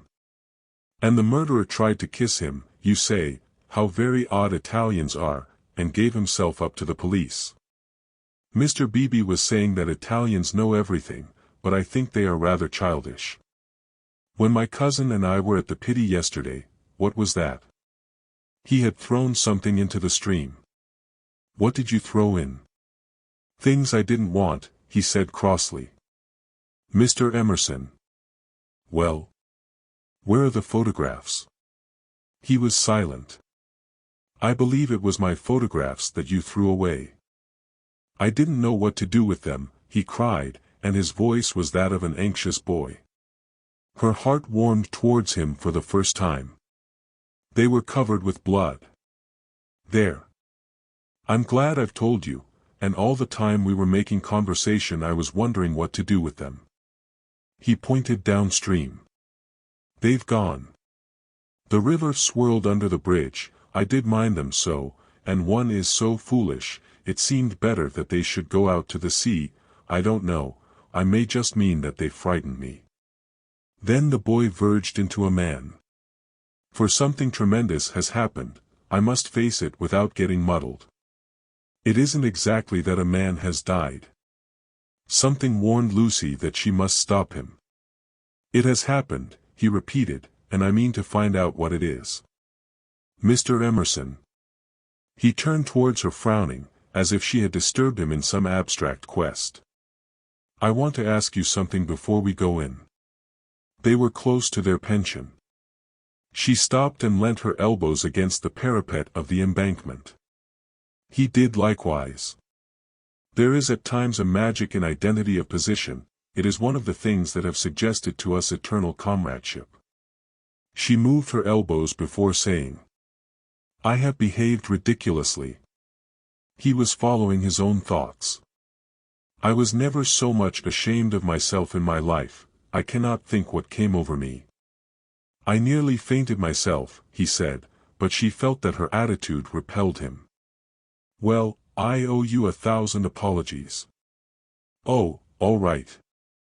Anne, this is the real point. You know how silly people are gossiping, ladies especially. I am afraid, you understand what I mean. I'm afraid I don't. I mean, would you not mention it to anyone, my foolish behavior? Your behavior. Oh, yes, all right, all right. Thank you so much. And would you? She could not carry her request any further. The river was rushing below them, almost black in the advancing night. He had thrown her photographs into it, and then he had told her the reason. It struck her that it was hopeless to look for chivalry in such a man. He would do her no harm by idle gossip. He was trustworthy, intelligent, and even kind. He might even have a high opinion of her. But he lacked chivalry. His thoughts, like his behavior, would not be modified by awe. It was useless to say to him, and would you, and hope that he would complete the sentence for himself, averting his eyes from her nakedness like the night in that beautiful picture. She had been in his arms, and he remembered it, just as he remembered the blood on the photographs that she had bought in Alinari's shop. It was not exactly that a man had died, something had happened to the living. They had come to a situation where character tells, and where childhood enters upon the branching paths of youth. Well, thank you so much, she repeated, how quickly these accidents do happen, and then one returns to the old life. I don't. Anxiety moved her to question him. His answer was puzzling. I shall probably want to live. But why, Mr. Emerson? What do you mean? I shall want to live, I say. Leaning her elbows on the parapet, she contemplated the river Arno, whose roar was suggesting some unexpected melody to her ears. Chapter 5. Possibilities of a pleasant outing. It was a family saying that, you never knew which way Charlotte Bartlett would turn.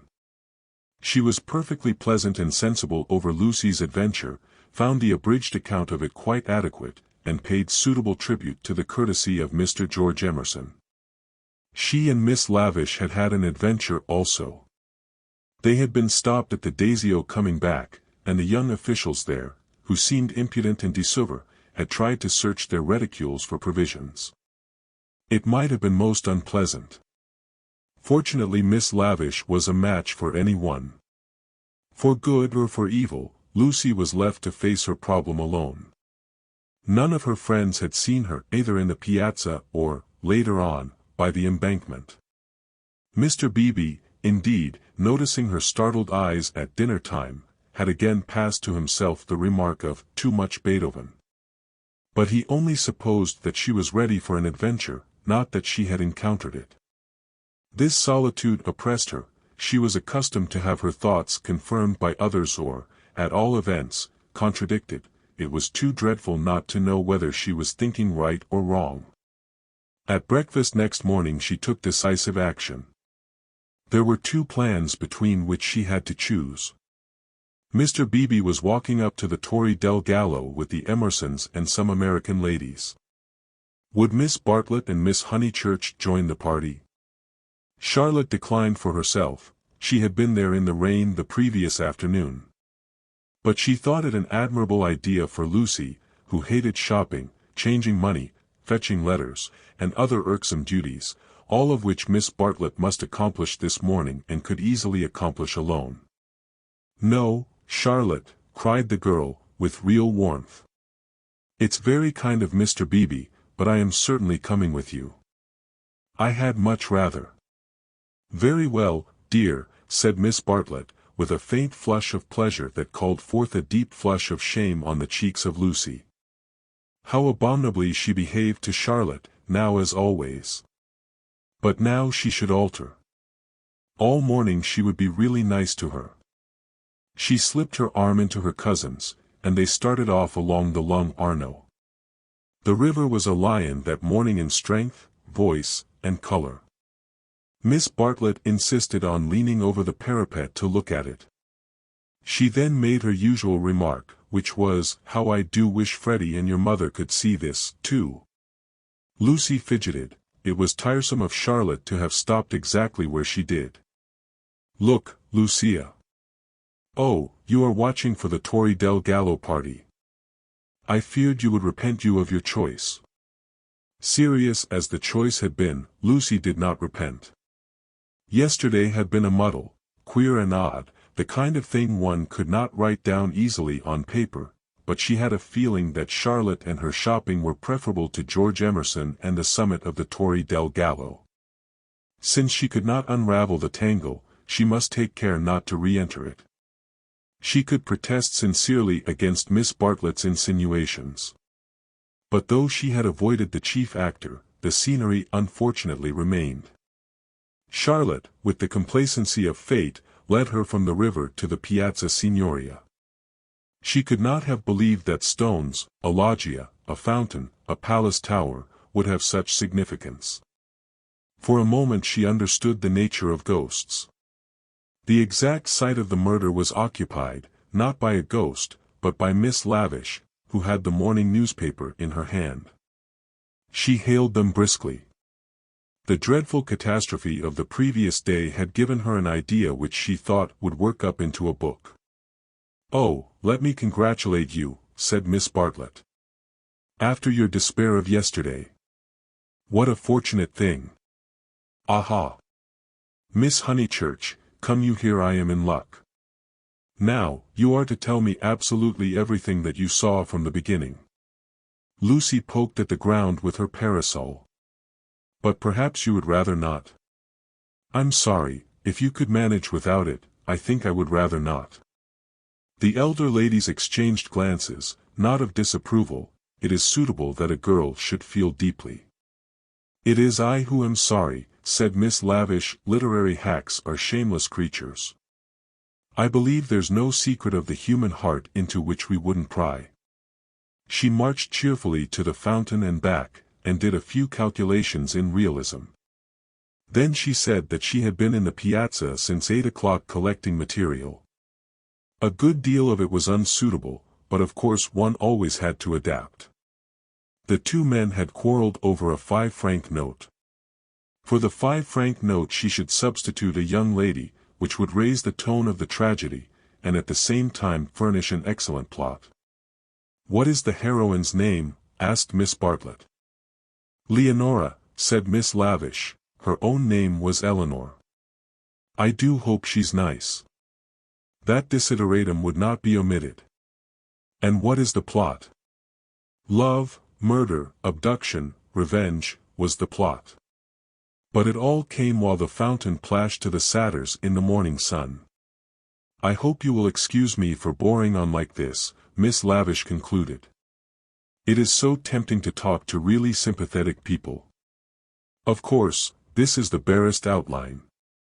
There will be a deal of local coloring, descriptions of Florence and the neighborhood, and I shall also introduce some humorous characters. And let me give you all fair warning, I intend to be unmerciful to the British tourist." "Oh, you wicked woman," cried Miss Bartlett. "I am sure you are thinking of the Emersons." Miss Lavish gave a Machiavellian smile. "I confess that in Italy my sympathies are not with my own countrymen. It is the neglected Italians who attract me, and whose lives I am going to paint so far as I can. For I repeat and I insist, and I have always held most strongly, that a tragedy such as yesterday's is not the less tragic because it happened in humble life." There was a fitting silence when Miss Lavish had concluded.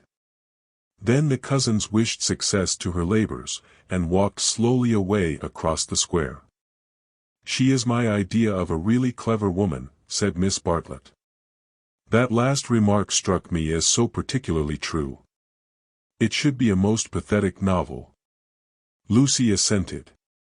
At present her great aim was not to get put into it. Her perceptions this morning were curiously keen, and she believed that Miss Lavish had her on trial for an ingenue. "She is emancipated, but only in the very best sense of the word," continued Miss Bartlett slowly. "None but the superficial would be shocked at her. We had a long talk yesterday. She believes in justice and truth and human interest. She told me also that she has a high opinion of the destiny of woman, Mr. Eager." "Why, how nice! What a pleasant surprise!" "Ah, not for me," said the chaplain blandly, "for I have been watching you and Miss Honeychurch for quite a little time." "We were chatting to Miss Lavish." His brow contracted. "So I saw." "Were you indeed? Andate via. Sono occupado." The last remark was made to a vendor of panoramic photographs who was approaching with a courteous smile. "I am about to venture a suggestion. Would you and Miss Honeychurch be disposed to join me in a drive some day this week, a drive in the hills? We might go up by Fiesole and back by Sedignano. There is a point on that road where we could get down and have an hour's ramble on the hillside. The view thence of Florence is most beautiful, far better than the hackneyed view of Fiesole. It is the view that Alessio Baldovinetti is fond of introducing into his pictures. That man had a decided feeling for landscape. Decidedly. But who looks at it today? Ah, the world is too much for us." Miss Bartlett had not heard of Alessio Baldovinetti, but she knew that Mr. Eager was no commonplace chaplain. He was a member of the residential colony who had made Florence their home. He knew the people who never walked about with Baedekers, who had learnt to take a siesta after lunch, who took drives the pension tourists had never heard of, and saw by private influence galleries which were closed to them. Living in delicate seclusion, some in furnished flats, others in Renaissance villas on Fiesole's slope, they read, wrote, studied, and exchanged ideas, thus attaining to that intimate knowledge, or rather perception, of Florence which is denied to all who carry in their pockets the coupons of Cook. Therefore an invitation from the chaplain was something to be proud of. Between the two sections of his flock he was often the only link, and it was his avowed custom to select those of his migratory sheep who seemed worthy, and give them a few hours in the pastures of the permanent. Tea at a Renaissance villa? Nothing had been said about it yet. But if it did come to that, how Lucy would enjoy it. A few days ago and Lucy would have felt the same. But the joys of life were grouping themselves anew. A drive in the hills with Mr. Eager and Miss Bartlett, even if culminating in a residential tea party, was no longer the greatest of them. She echoed the raptures of Charlotte somewhat faintly. Only when she heard that Mr. Beebe was also coming did her thanks become more sincere. "So we shall be a party, Carrie," said the chaplain. "In these days of toil and tumult one has great needs of the country and its message of purity. Andate via. Andate presto, presto. Ah, the town. Beautiful as it is the town." They assented. This very square, so I am told, witnessed yesterday the most sordid of tragedies. To one who loves the Florence of Dante and Savonarola there is something portentous in such desecration, portentous and humiliating. "Humiliating indeed," said Miss Bartlett. "Miss Honeychurch happened to be passing through as it happened. She can hardly bear to speak of it." She glanced at Lucy proudly. "And how came we to have you here?" asked the chaplain paternally. Miss Bartlett's recent liberalism oozed away at the question. "Do not blame her, please, Mr. Eager. The fault is mine, I left her unchaperoned." "So you were here alone, Miss Honeychurch?" His voice suggested sympathetic reproof but at the same time indicated that a few harrowing details would not be unacceptable. His dark, handsome face drooped mournfully towards her to catch her reply. "Practically. One of our pension acquaintances kindly brought her home," said Miss Bartlett, adroitly concealing the sex of the preserver. "For her also it must have been a terrible experience. I trust that neither of you was at all, that it was not in your immediate proximity." Of the many things Lucy was noticing today, not the least remarkable was this, the ghoulish fashion in which respectable people will nibble after blood. George Emerson had kept the subject strangely pure. "He died by the fountain, I believe," was her reply. "And you and your friend were over at the loggia. That must have saved you much. You have not, of course, seen the disgraceful illustrations which the gutter press. This man is a public nuisance. He knows that I am a resident perfectly well, and yet he goes on worrying me to buy his vulgar views." Surely the vendor of photographs was in league with Lucy, in the eternal league of Italy with youth. He had suddenly extended his book before Miss Bartlett and Mr. Eager, binding their hands together by a long glossy ribbon of churches, pictures, and views. "This is too much," cried the chaplain, striking petulantly at one of Fra Angelico's angels. She tore. A shrill cry rose from the vendor. The book, it seemed, was more valuable than one would have supposed. "Willingly would I purchase," began Miss Bartlett. "Ignore him," said Mr. Eager sharply, and they all walked rapidly away from the square. But an Italian can never be ignored, least of all when he has a grievance. His mysterious persecution of Mr. Eager became relentless, the air rang with his threats and lamentations. He appealed to Lucy, would not she intercede? He was poor, he sheltered a family, the tax on bread. He waited, he gibbered, he was recompensed, he was dissatisfied, he did not leave them until he had swept their minds clean of all thoughts whether pleasant or unpleasant. Shopping was the topic that now ensued. Under the chaplain's guidance they selected many hideous presents and mementos, florid little picture frames that seemed fashioned in gilded pastry, other little frames, more severe, that stood on little easels, and were carven out of oak, a blotting book of vellum, a Dante of the same material, cheap mosaic brooches, which the maids, next Christmas, would never tell from real, pins, pots, heraldic saucers, brown art photographs, Eros and Psyche in alabaster, St. Peter to match, all of which would have cost less in London. This successful morning left no pleasant impressions on Lucy. She had been a little frightened, both by Miss Lavish and by Mr. Eager, she knew not why. And as they frightened her, she had, strangely enough, ceased to respect them. She doubted that Miss Lavish was a great artist. She doubted that Mr. Eager was as full of spirituality and culture as she had been led to suppose. They were tried by some new test, and they were found wanting. As for Charlotte, she was exactly the same. It might be possible to be nice to her, it was impossible to love her. The son of a laborer, I happen to know it for a fact. A mechanic of some sort himself when he was young, then he took to writing for the socialistic press. I came across him at Brixton. They were talking about the Emersons. How wonderfully people rise in these days, sighed Miss Bartlett, fingering a model of the Leaning Tower of Pisa. Generally, replied Mr. Eager, one has only sympathy for their success.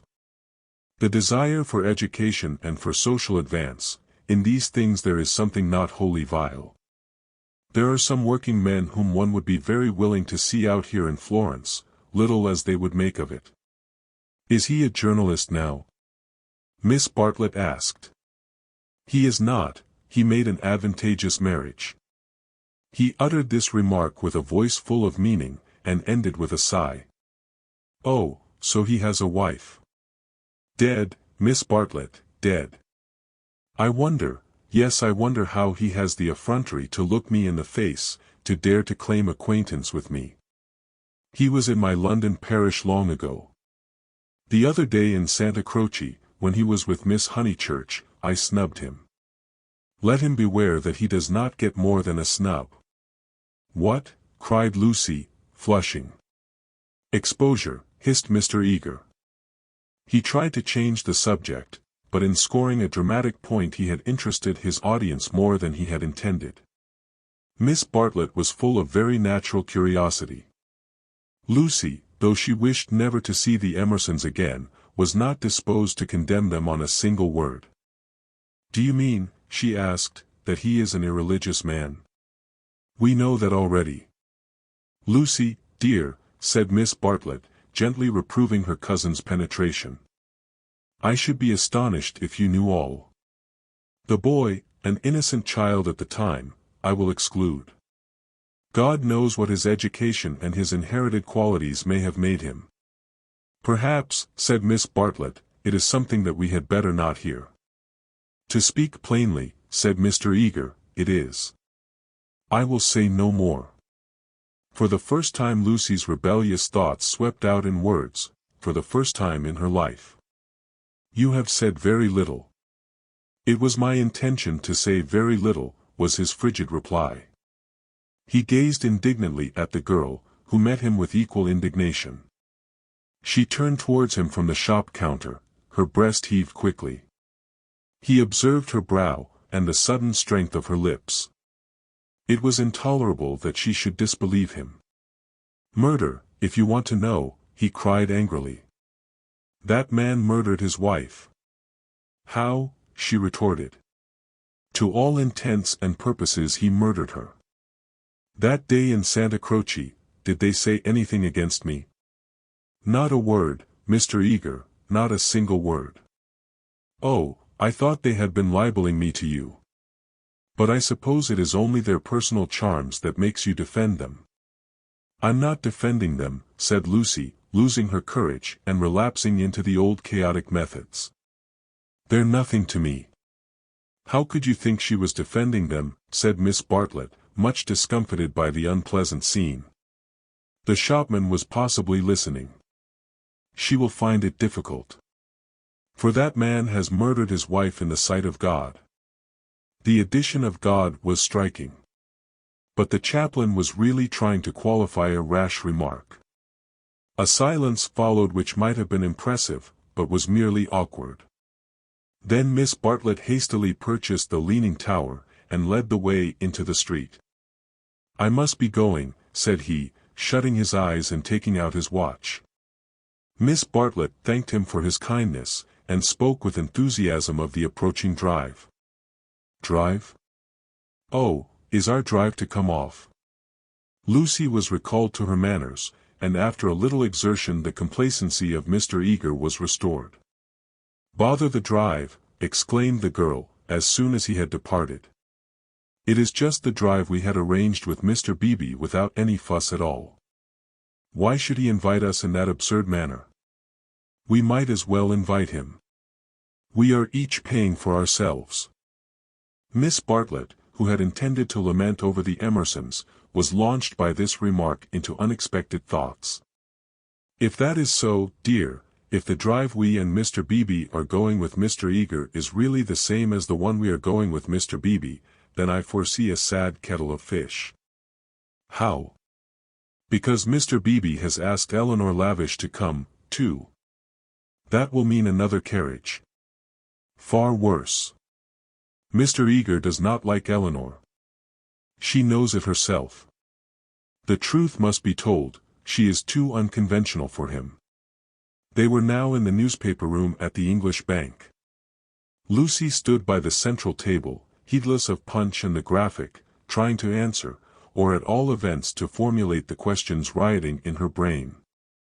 The well-known world had broken up, and there emerged Florence, a magic city where people thought and did the most extraordinary things. Murder, accusations of murder, a lady clinging to one man and being rude to another, were these the daily incidents of her streets? Was there more in her frank beauty than met the eye, the power, perhaps, to evoke passions, good and bad, and to bring them speedily to a fulfillment? Happy Charlotte, who, though greatly troubled over things that did not matter, seemed oblivious to things that did, who could conjecture with admirable delicacy where things might lead to, but apparently lost sight of the goal as she approached it. Now she was crouching in the corner trying to extract a circular note from a kind of linen nosebag which hung in chaste concealment round her neck. She had been told that this was the only safe way to carry money in Italy. It must only be broached within the walls of the English Bank.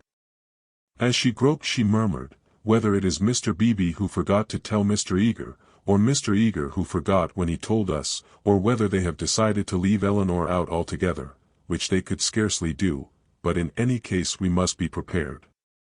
It is you they really want, I am only asked for appearances.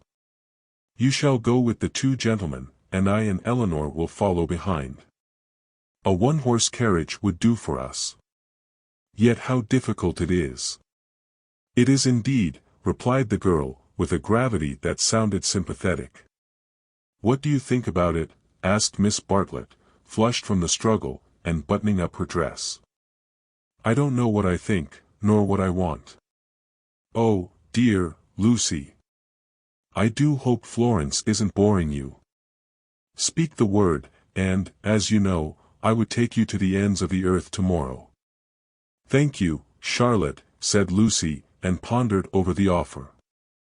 There were letters for her at the bureau, one from her brother, full of athletics and biology, one from her mother, delightful as only her mother's letters could be. She had read in it of the crocuses which had been bought for yellow and were coming up puce, of the new parlour-maid, who had watered the ferns with essence of lemonade, of the semi-detached cottages which were ruining Summer Street, and breaking the heart of Sir Harry Otway. She recalled the free, pleasant life of her home, where she was allowed to do everything, and where nothing ever happened to her.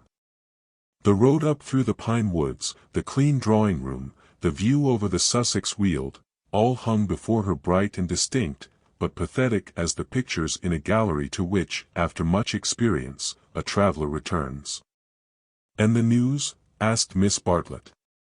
"Mrs. Vyse and her son have gone to Rome," said Lucy, giving the news that interested her least. "Do you know the Vyses?" "Oh, not that way back. We can never have too much of the dear Piazza Signoria. They're nice people, the Vyses. So clever, my idea of what's really clever. Don't you long to be in Rome?" I die for it. The Piazza Signoria is too stony to be brilliant. It has no grass, no flowers, no frescoes, no glittering walls of marble or comforting patches of ruddy brick. By an odd chance, unless we believe in a presiding genius of places, the statues that relieve its severity suggest, not the innocence of childhood, nor the glorious bewilderment of youth, but the conscious achievements of maturity. Perseus and Judith, Hercules and thus Nelda, they have done or suffered something, and though they are immortal, immortality has come to them after experience, not before. Here, not only in the solitude of nature, might a hero meet a goddess, or a heroine a god. Charlotte, cried the girl suddenly. Here's an idea. What if we popped off to Rome tomorrow, straight to the Vice's hotel? For I do know what I want. I'm sick of Florence. No, you said you'd go to the ends of the earth. Do. Miss Bartlett, with equal vivacity, replied. Oh, you droll person. Pray, what would become of your drive in the hills? They passed together through the gaunt beauty of the square, laughing over the unpractical suggestion. Chapter 6. The Reverend Arthur Beebe, the Reverend Cuthbert Eager, Mr. Emerson, Mr. George Emerson, Miss Eleanor Lavish, Miss Charlotte Bartlett, and Mississippi Lucy Honeychurch drive out in carriages to see a view. Italians drive them. It was Phaeton who drove them to Fiesole that memorable day, a youth all irresponsibility and fire, recklessly urging his master's horses up the stony hill. Mr. Beebe recognized him at once. Neither the ages of faith nor the age of doubt had touched him. He was Phaeton in Tuscany driving a cab. And it was Persephone whom he asked leave to pick up on the way, saying that she was his sister, Persephone, tall and slender and pale, returning with the spring to her mother's cottage, and still shading her eyes from the unaccustomed light. To her Mr. Eager objected, saying that here was the thin edge of the wedge, and one must guard against imposition. But the ladies interceded, and when it had been made clear that it was a very great favor, the goddess was allowed to mount beside the god. Phaeton at once slipped the left rein over her head, thus enabling himself to drive with his arm round her waist. She did not mind. Mr. Eager, who sat with his back to the horses, saw nothing of the indecorous proceeding, and continued his conversation with Lucy. The other two occupants of the carriage were old Mr. Emerson and Miss Lavish. For a dreadful thing had happened. Mr. Beebe, without consulting Mr. Eager, had doubled the size of the party. And though Miss Bartlett and Miss Lavish had planned all the morning how the people were to sit, at the critical moment when the carriages came round they lost their heads, and Miss Lavish got in with Lucy, while Miss Bartlett, with George Emerson and Mr. Beebe, followed on behind. It was hard on the poor chaplain to have his party carry thus transformed. Tea at a Renaissance villa, if he had ever meditated it, was now impossible. Lucy and Miss Bartlett had a certain style about them, and Mr. Beebe, though unreliable, was a man of parts.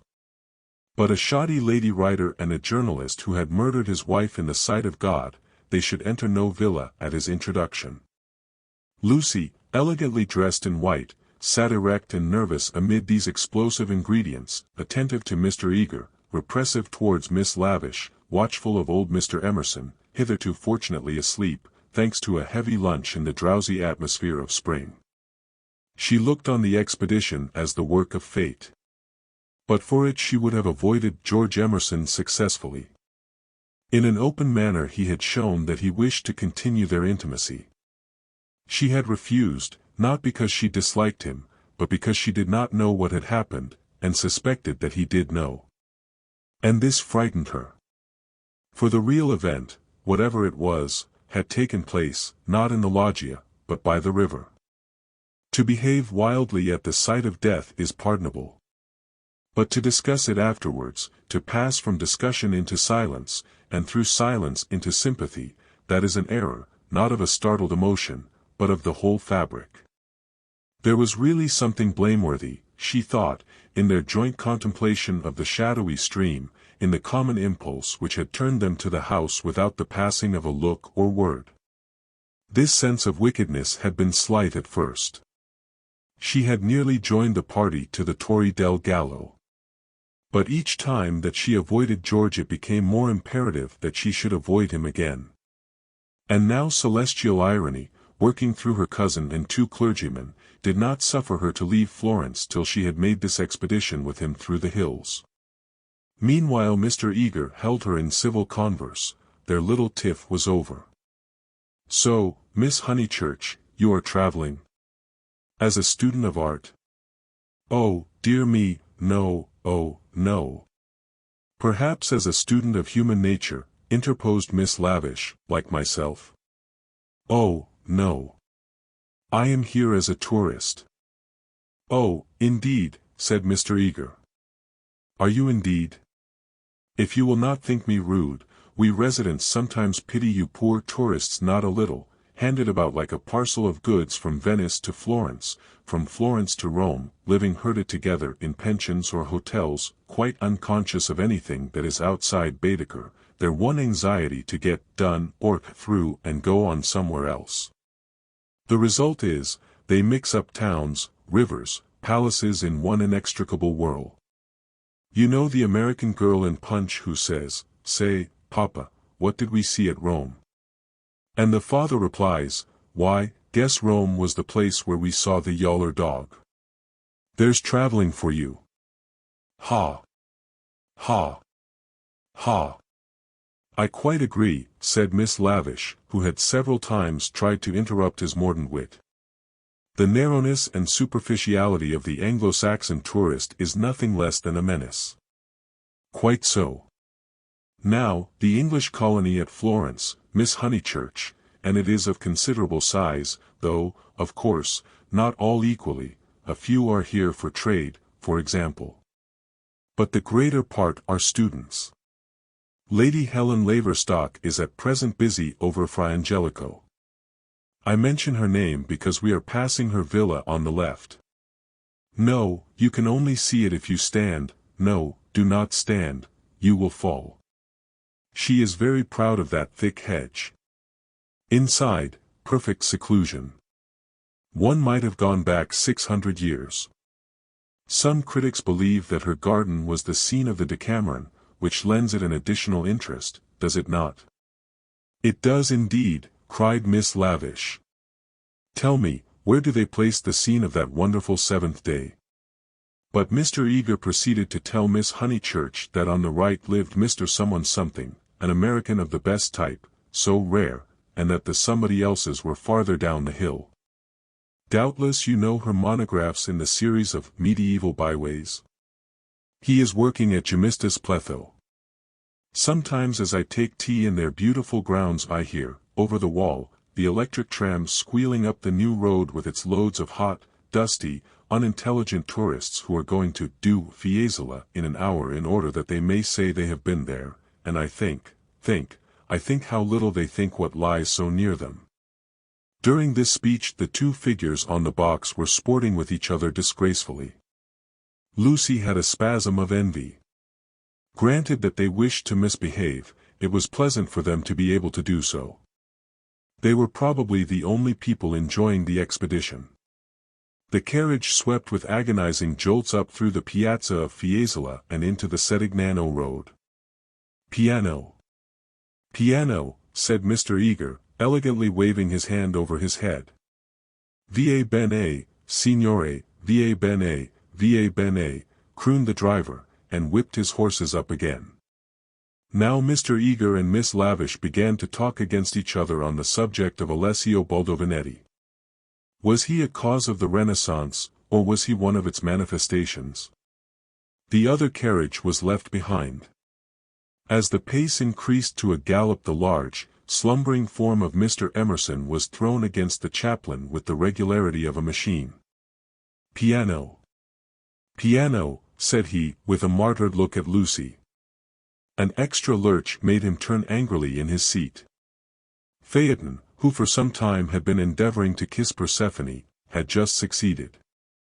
A little scene ensued, which, as Miss Bartlett said afterwards, was most unpleasant. The horses were stopped, the lovers were ordered to disentangle themselves, the boy was to lose his pourboire, the girl was immediately to get down. "She is my sister," said he, turning round on them with piteous eyes. Mr. Eager took the trouble to tell him that he was a liar. Phaeton hung down his head, not at the matter of the accusation, but at its manner. At this point Mr. Emerson, whom the shock of stopping had awoke, declared that the lovers must on no account be separated, and patted them on the back to signify his approval. And Miss Lavish, though unwilling to ally him, felt bound to support the cause of Bohemianism. "Most certainly I would let them be," she cried. "But I dare say I shall receive scant support. I have always flown in the face of the conventions all my life. This is what I call an adventure." "We must not submit," said Mr. Eager. "I knew he was trying it on. He is treating us as if we were a party of Cook's tourists." "Surely no," said Miss Lavish, her ardor visibly decreasing. The other carriage had drawn up behind, and sensible Mr. Beebe called out that after this warning the couple would be sure to behave themselves properly. "Leave them alone," Mr. Emerson begged the chaplain, of whom he stood in no awe. "Do we find happiness so often that we should turn it off the box when it happens to sit there? To be driven by lovers, a king might envy us, and if we part them it's more like sacrilege than anything I know." Here the voice of Miss Bartlett was heard saying that a crowd had begun to collect. Mr. Eager, who suffered from an overfluent tongue rather than a resolute will, was determined to make himself heard. He addressed the driver again. "Italian in the mouth of Italians is a deep-voiced stream, with unexpected cataracts and boulders to preserve it from monotony." In Mr. Eager's mouth it resembled nothing so much as an acid-whistling fountain which played ever higher and higher, and quicker, and more shrilly, till abruptly it was turned off with a click. "Signorina," said the man to Lucy, when the display had ceased. Why should he appeal to Lucy? "Signorina," echoed Persephone in her glorious contralto. She pointed at the other carriage. "Why?" For a moment the two girls looked at each other. Then Persephone got down from the box. "Victory at last," said Mr. Eager, smiting his hands together as the carriages started again. "It is not victory," said Mr. Emerson. "It is defeat. You have parted two people who were happy." Mr. Eager shut his eyes. He was obliged to sit next to Mr. Emerson, but he would not speak to him. The old man was refreshed by sleep, and took up the matter warmly. He commanded Lucy to agree with him, he shouted for support to his son. "We have tried to buy what cannot be bought with money. He has bargained to drive us, and he is doing it. We have no rights over his soul." Miss Lavish frowned. "It is hard when a person you have classed as typically British speaks out of his character." "He was not driving us well," she said. "He jolted us." "That I deny. It was as restful as sleeping." "Aha! He is jolting us now. Can you wonder? He would like to throw us out, and most certainly he is justified. And if I were superstitious I'd be frightened of the girl, too. It doesn't do to injure young people. Have you ever heard of Lorenzo de' Medici?" Miss Lavish bristled. "Most certainly I have." "Do you refer to Lorenzo il Magnifico, or to Lorenzo, Duke of Urbino, or to Lorenzo surnamed Lorenzino on account of his diminutive stature?" "The Lord knows. Possibly he does know, for I refer to Lorenzo the poet. He wrote a line, so I heard yesterday, which runs like this: 'Don't go fighting against the spring.'" Mr. Eager could not resist the opportunity for erudition. "Non fate guerra al maggio," he murmured. "War not with the May" would render a correct meaning. "The point is, we have warred with it. Look." He pointed to the Val d'Arno, which was visible far below them, through the budding trees. 50 miles of spring, and we've come up to admire them. Do you suppose there's any difference between spring in nature and spring in man? But there we go, praising the one and condemning the other as improper, ashamed that the same laws work eternally through both. No one encouraged him to talk. Presently Mr. Eager gave a signal for the carriages to stop and marshaled the party for their ramble on the hill. A hollow like a great amphitheatre, full of terrace steps and misty olives, now lay between them and the heights of Fiesole, and the road, still following its curve, was about to sweep on to a promontory which stood out in the plain. It was this promontory, uncultivated, wet, covered with bushes and occasional trees, which had caught the fancy of Alessio Baldovinetti nearly 500 years before. He had ascended it, that diligent and rather obscure master, possibly with an eye to business, possibly for the joy of ascending. Standing there, he had seen that view of the Val d'Arno in distant Florence, which he afterwards had introduced not very effectively into his work. But where exactly had he stood? That was the question which Mr. Eager hoped to solve now. And Miss Lavish, whose nature was attracted by anything problematical, had become equally enthusiastic. But it is not easy to carry the pictures of Alessio Baldovinetti in your head, even if you have remembered to look at them before starting. And the haze in the valley increased the difficulty of the quest. The party sprang about from tuft to tuft of grass, their anxiety to keep together being only equaled by their desire to go different directions.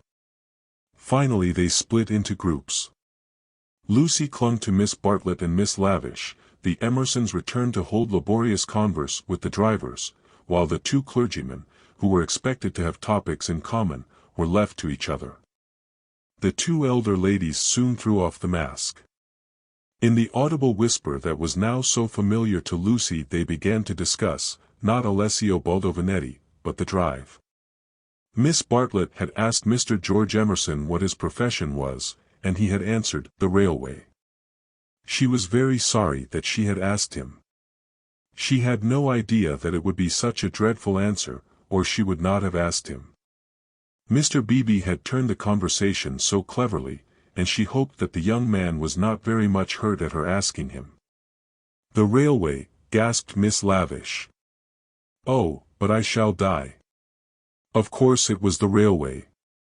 She could not control her mirth. He is the image of a porter, on the southeastern. Eleanor, be quiet, plucking at her vivacious companion. Hush. They'll hear, the Emersons. I can't stop. Let me go my wicked way. A porter. Eleanor. I'm sure it's all right, put in Lucy. The Emersons won't hear, and they wouldn't mind if they did. Miss Lavish did not seem pleased at this. Miss Honeychurch listening, she said rather crossly. Poof. Woof. You naughty girl. Go away. Oh, Lucy, you ought to be with Mr. Eager, I'm sure. I can't find them now, and I don't want to either. Mr. Eager will be offended. It is your party. Please, I'd rather stop here with you. No, I agree, said Miss Lavish. It's like a school feast, the boys have got separated from the girls. Miss Lucy, you are to go. We wish to converse on high topics unsuited for your ear. The girl was stubborn. As her time at Florence drew to its close she was only at ease amongst those to whom she felt indifferent. Such a one was Miss Lavish, and such for the moment was Charlotte. She wished she had not called attention to herself. They were both annoyed at her remark and seemed determined to get rid of her. How tired one gets, said Miss Bartlett. Oh, I do wish Freddie and your mother could be here. Unselfishness with Miss Bartlett had entirely usurped the functions of enthusiasm. Lucy did not look at the view either. She would not enjoy anything till she was safe at Rome. Then sit you down, said Miss Lavish. Observe my foresight.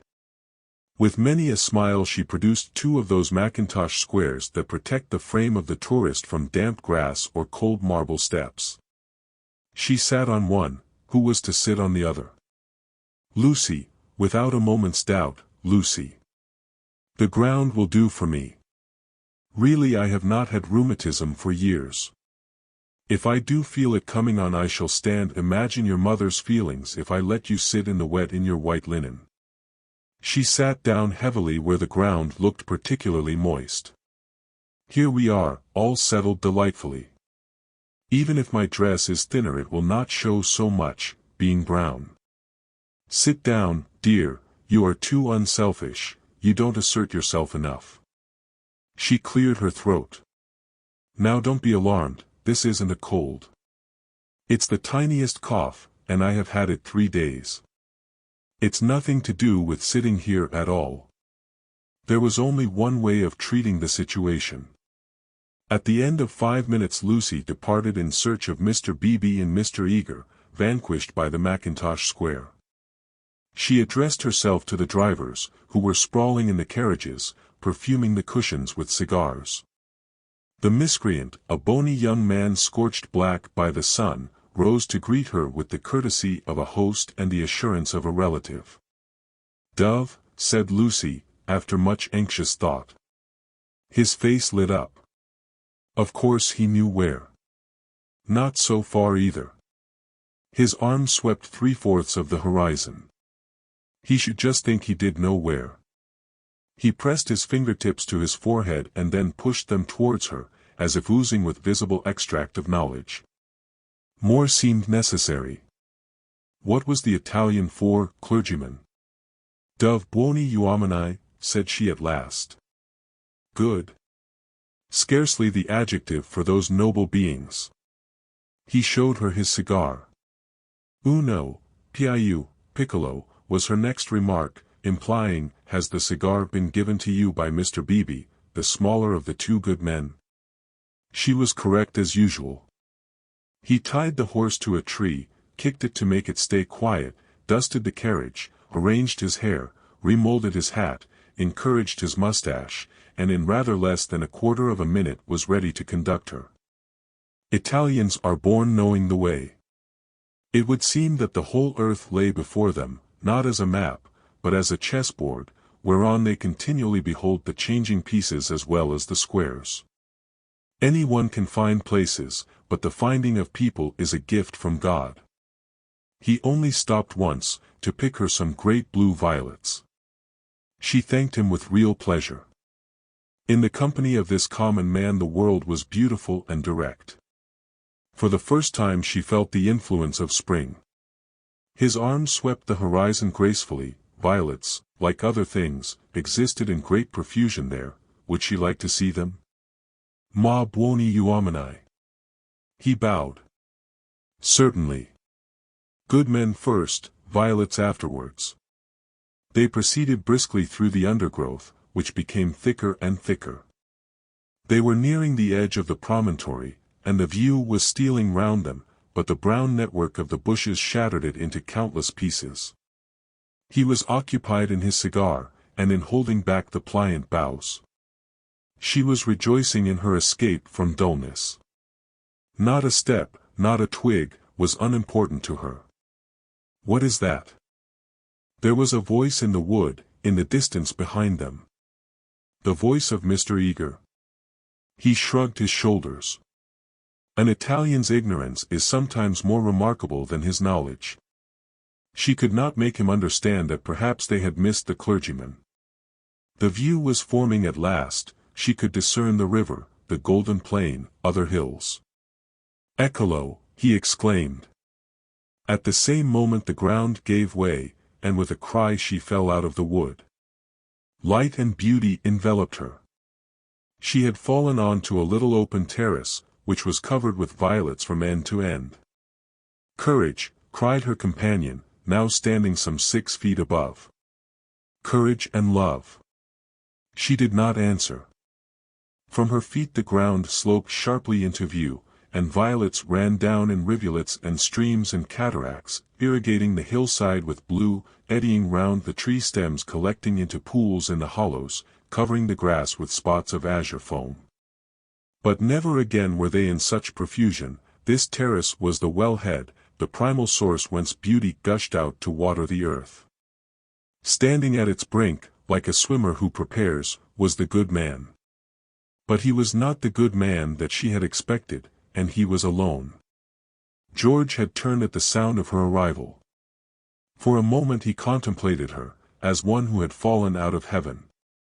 He saw radiant joy in her face, he saw the flowers beat against her dress in blue waves.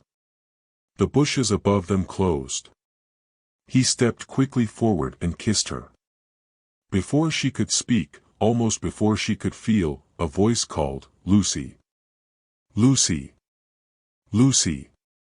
The silence of life had been broken by Miss Bartlett, who stood brown against the view.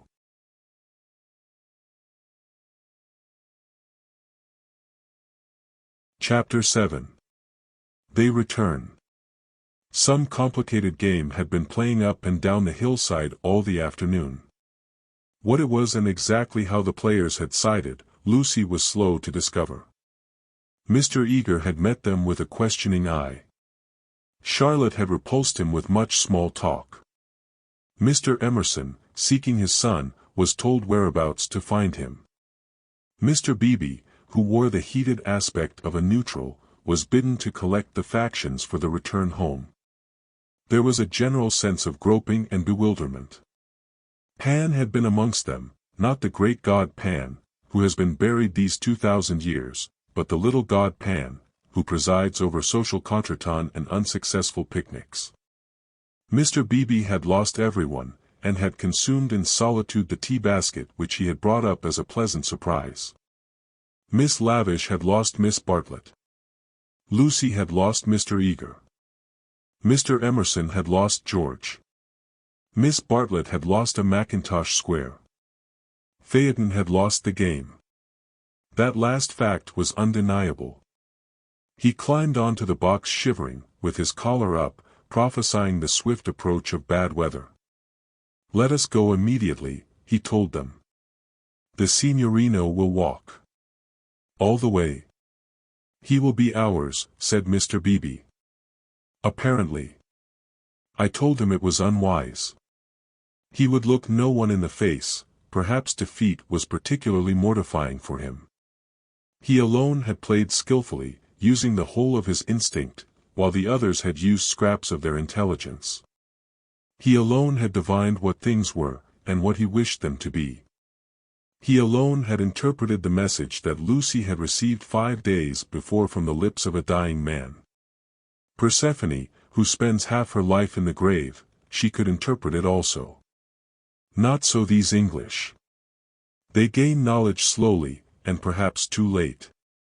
The thoughts of a cab driver, however just, seldom affect the lives of his employers. He was the most competent of Miss Bartlett's opponents, but infinitely the least dangerous. Once back in the town, he and his insight and his knowledge would trouble English ladies no more. Of course, it was most unpleasant. She had seen his black head in the bushes. He might make a tavern story out of it. But after all, what have we to do with taverns? Real menace belongs to the drawing-room.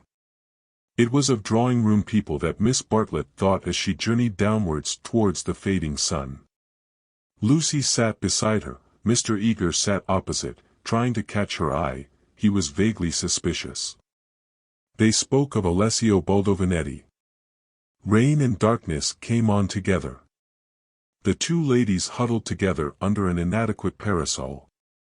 There was a lightning flash, and Miss Lavish, who was nervous, screamed from the carriage in front. At the next flash, Lucy screamed also. Mr. Eager addressed her professionally. "Courage, Miss Honeychurch, courage and faith. If I might say so, there is something almost blasphemous in this horror of the elements. Are we seriously to suppose that all these clouds, all this immense electrical display, is simply called into existence to extinguish you or me? No, of course. Even from the scientific standpoint the chances against our being struck are enormous. The steel knives, the only articles which might attract the current, are in the other carriage. And, in any case, we are infinitely safer than if we were walking. Courage, courage and faith. Under the rug, Lucy felt the kindly pressure of her cousin's hand. At times our need for a sympathetic gesture is so great that we care not what exactly it signifies or how much we may have to pay for it afterwards. Miss Bartlett, by this timely exercise of her muscles, gained more than she would have got in hours of preaching or cross-examination. She renewed it when the two carriages stopped, half into Florence. "Mr. Eager," called Mr. Beebe. "We want your assistance. Will you interpret for us?" "George," cried Mr. Emerson. "Ask your driver which way George went. The boy may lose his way.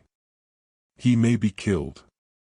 "Go, Mr. Eager," said Miss Bartlett, "don't ask our driver is no help.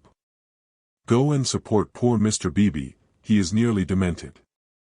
"He may be killed," cried the old man. "He may be killed."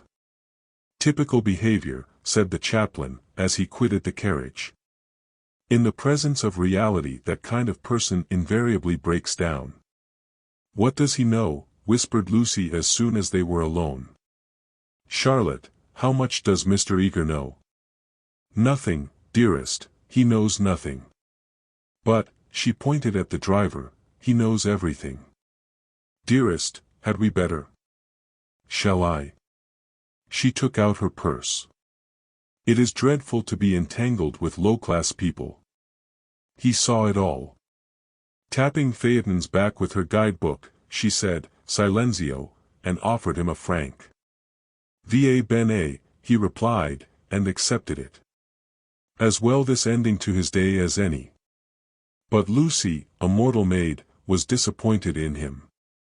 There was an explosion up the road. The storm had struck the overhead wire of the tramline, and one of the great supports had fallen. If they had not stopped, perhaps they might have been hurt. They chose to regard it as a miraculous preservation, and the floods of love and sincerity, which fructify every hour of life, burst forth in tumult. They descended from the carriages, they embraced each other. It was as joyful to be forgiven past unworthinesses as to forgive them. For a moment they realized vast possibilities of good. The older people recovered quickly. In the very height of their emotion they knew it to be unmanly or unladylike. Miss Lavish calculated that, even if they had continued, they would not have been caught in the accident. Mr. Eager mumbled a temperate prayer. But the drivers, through miles of dark squalid road, poured out their souls to the Dryads and the saints, and Lucy poured out hers to her cousin. "Charlotte, dear Charlotte, kiss me. Kiss me again. Only you can understand me. You warned me to be careful. And I thought I was developing. Do not cry, dearest. Take your time. I have been obstinate and silly, worse than you know, far worse. Once by the river, oh, but he isn't killed, he wouldn't be killed, would he?" The thought disturbed her repentance. As a matter of fact, the storm was worst along the road, but she had been near danger, and so she thought it must be near to everyone. "I trust not. One would always pray against that. He is really, I think he was taken by surprise, just as I was before. But this time I'm not to blame, I want you to believe that. I simply slipped into those violets. No, I want to be really truthful. I am a little to blame. I had silly thoughts. The sky, you know, was gold, and the ground all blue, and for a moment he looked like someone in a book. In a book? Heroes, gods, the nonsense of schoolgirls. And then? But, Charlotte, you know what happened then. Miss Bartlett was silent. Indeed, she had little more to learn. With a certain amount of insight she drew her young cousin affectionately to her. All the way back Lucy's body was shaken by deep sighs, which nothing could repress. "I want to be truthful," she whispered. "It is so hard to be absolutely truthful. Don't be troubled, dearest. Wait till you are calmer. We will talk it over before bedtime in my room." So they re-entered the city with hands clasped. It was a shock to the girl to find how far emotion had ebbed in others. The storm had ceased, and Mr. Emerson was easier about his son. Mr. Beebe had regained good humor, and Mr. Eager was already snubbing Miss Lavish. Charlotte alone she was sure of, Charlotte, whose exterior concealed so much insight and love. The luxury of self-exposure kept her almost happy through the long evening. She thought not so much of what had happened as of how she should describe it. All her sensations, her spasms of courage, her moments of unreasonable joy, her mysterious discontent, should be carefully laid before her cousin. And together in divine confidence they would disentangle and interpret them all. At last, thought she, I shall understand myself. I shan't again be troubled by things that come out of nothing, and mean I don't know what. Miss Allen asked her to play. She refused vehemently. Music seemed to her the employment of a child. She sat close to her cousin, who, with commendable patience, was listening to a long story about lost luggage. When it was over she capped it by a story of her own. Lucy became rather hysterical with the delay. In vain she tried to check, or at all events to accelerate, the tale. It was not till a late hour that Miss Bartlett had recovered her luggage and could say in her usual tone of gentle reproach, "Well, dear, I at all events am ready for Bedfordshire. Come into my room, and I will give a good brush to your hair." With some solemnity the door was shut, and a cane chair placed for the girl. Then Miss Bartlett said, "So what is to be done?" She was unprepared for the question. It had not occurred to her that she would have to do anything. A detailed exhibition of her emotions was all that she had counted upon. What is to be done? A point, dearest, which you alone can settle. The rain was streaming down the black windows, and the great room felt damp and chilly. One candle burnt trembling on the chest of drawers close to Miss Bartlett's toque, which cast monstrous and fantastic shadows on the bolted door. A tram roared by in the dark, and Lucy felt unaccountably sad, though she had long since dried her eyes. She lifted them to the ceiling, where the griffins and bassoons were colorless and vague, the very ghosts of joy. "It has been raining for nearly 4 hours," she said at last. Miss Bartlett ignored the remark. "How do you propose to silence him? The driver?" "My dear girl, no, Mr. George Emerson." Lucy began to pace up and down the room. "I don't understand," she said at last. She understood very well, but she no longer wished to be absolutely truthful. "How are you going to stop him talking about it?" "I have a feeling that talk is a thing he will never do. I, too, intend to judge him charitably. But unfortunately I have met the type before. They seldom keep their exploits to themselves." "Exploits?" cried Lucy, wincing under the horrible plural. "My poor dear, did you suppose that this was his first? Come here and listen to me. I am only gathering it from his own remarks. Do you remember that day at lunch when he argued with Miss Allen that liking one person is an extra reason for liking another?" "Yes," said Lucy, whom at the time the argument had pleased. "Well, I am no prude. There is no need to call him a wicked young man, but obviously he is thoroughly unrefined. Let us put it down to his deplorable antecedents in education, if you wish. But we are no farther on with our question. What do you propose to do?" An idea rushed across Lucy's brain, which, had she thought of it sooner and made it part of her, might have proved victorious. "I propose to speak to him," said she. Miss Bartlett uttered a cry of genuine alarm. "You see, Charlotte, your kindness, I shall never forget it. But, as you said, it is my affair. Mine and his. And you are going to implore him, to beg him to keep silence?" "Certainly not. There would be no difficulty. Whatever you ask him he answers, yes or no, then it is over. I have been frightened of him. But now I am not one little bit. But we fear him for you, dear. You are so young and inexperienced, you have lived among such nice people, that you cannot realize what men can be, how they can take a brutal pleasure in insulting a woman whom her sex does not protect and rally round. This afternoon, for example, if I had not arrived, what would have happened? I can't think, said Lucy gravely. Something in her voice made Miss Bartlett repeat her question, intoning it more vigorously. What would have happened if I hadn't arrived? I can't think, said Lucy again. When he insulted you, how would you have replied? I hadn't time to think. You came. Yes, but won't you tell me now what you would have done? I should have, she checked herself, and broke the sentence off. She went up to the dripping window and strained her eyes into the darkness. She could not think what she would have done.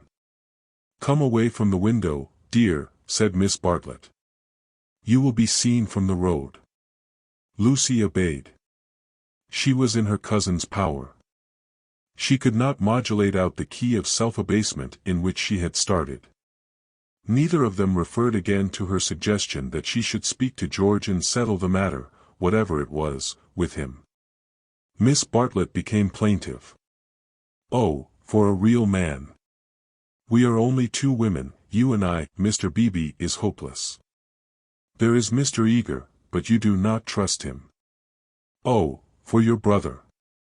He is young, but I know that his sister's insult would rouse in him a very lion. Thank God, chivalry is not yet dead. There are still left some men who can reverence woman. As she spoke, she pulled off her rings, of which she wore several, and ranged them upon the pin cushion. Then she blew into her gloves and said, It will be a push to catch the morning train, but we must try. What train? The train to Rome. She looked at her gloves critically. The girl received the announcement as easily as it had been given. When does the train to Rome go? At 8. Signora Bertolini would be upset. We must face that, said Miss Bartlett, not liking to say that she had given notice already. She will make us pay for a whole week's pension. I expect she will. However, we shall be much more comfortable at the Vice's Hotel. Isn't afternoon tea given there for nothing? Yes, but they pay extra for wine. After this remark she remained motionless and silent. To her tired eyes Charlotte throbbed and swelled like a ghostly figure in a dream. They began to sort their clothes for packing, for there was no time to lose, if they were to catch the train to Rome. Lucy, when admonished, began to move to and fro between the rooms, more conscious of the discomforts of packing by candlelight than of a subtler ill. Charlotte, who was practical without ability, knelt by the side of an empty trunk, vainly endeavoring to pave it with books of varying thickness and size. She gave 2 or 3 sighs, for the stooping posture hurt her back, and, for all her diplomacy, she felt that she was growing old. The girl heard her as she entered the room, and was seized with one of those emotional impulses to which she could never attribute a cause. She only felt that the candle would burn better, the packing go easier, the world be happier, if she could give and receive some human love. The impulse had come before today, but never so strongly. She knelt down by her cousin's side and took her in her arms. Miss Bartlett returned the embrace with tenderness and warmth. But she was not a stupid woman, and she knew perfectly well that Lucy did not love her, but needed her to love. For it was in ominous tones that she said, after a long pause, "Dearest Lucy, how will you ever forgive me?" Lucy was on her guard at once, knowing by bitter experience what forgiving Miss Bartlett meant. Her emotion relaxed, she modified her embrace a little, and she said, "Charlotte dear, what do you mean? As if I have anything to forgive. You have a great deal, and I have a very great deal to forgive myself, too. I know well how much I vex you at every turn. But no." Miss Bartlett assumed her favorite role, that of the prematurely aged martyr. "Ah, but yes. I feel that our tour together is hardly the success I had hoped. I might have known it would not do. You want someone younger and stronger and more in sympathy with you. I am too uninteresting and old-fashioned, only fit to pack and unpack your things. Please. My only consolation was that you found people more to your taste, and were often able to leave me at home. I had my own poor ideas of what a lady ought to do, but I hope I did not inflict them on you more than was necessary. You had your own way about these rooms, at all events. You mustn't say these things, said Lucy softly. She still clung to the hope that she and Charlotte loved each other, heart and soul. They continued to pack in silence. I have been a failure, said Miss Bartlett, as she struggled with the straps of Lucy's trunk instead of strapping her own. Failed to make you happy, failed in my duty to your mother. She has been so generous to me, I shall never face her again after this disaster. But mother will understand. It is not your fault, this trouble, and it isn't a disaster either. It is my fault, it is a disaster. She will never forgive me, and rightly. For instance, what right had I to make friends with Miss Lavish? Every right. When I was here for your sake. If I have vexed you, it is equally true that I have neglected you. Your mother will see this as clearly as I do, when you tell her. Lucy, from a cowardly wish to improve the situation, said. Why need mother hear of it? But you tell her everything. I suppose I do generally. I dare not break your confidence. There is something sacred in it. Unless you feel that it is a thing you could not tell her. The girl would not be degraded to this. Naturally I should have told her. But in case she should blame you in any way, I promise I will not, I am very willing not to. I will never speak of it either to her or to anyone. Her promise brought the long-drawn interview to a sudden close. Miss Bartlett pecked her smartly on both cheeks, wished her good night, and sent her to her own room. For a moment the original trouble was in the background. George would seem to have behaved like a cad throughout, perhaps that was the view which one would take eventually. At present she neither acquitted nor condemned him, she did not pass judgment. At the moment when she was about to judge him her cousin's voice had intervened, and, ever since, it was Miss Bartlett who had dominated, Miss Bartlett who, even now, could be heard sighing into a crack in the partition wall, Miss Bartlett, who had really been neither pliable nor humble nor inconsistent.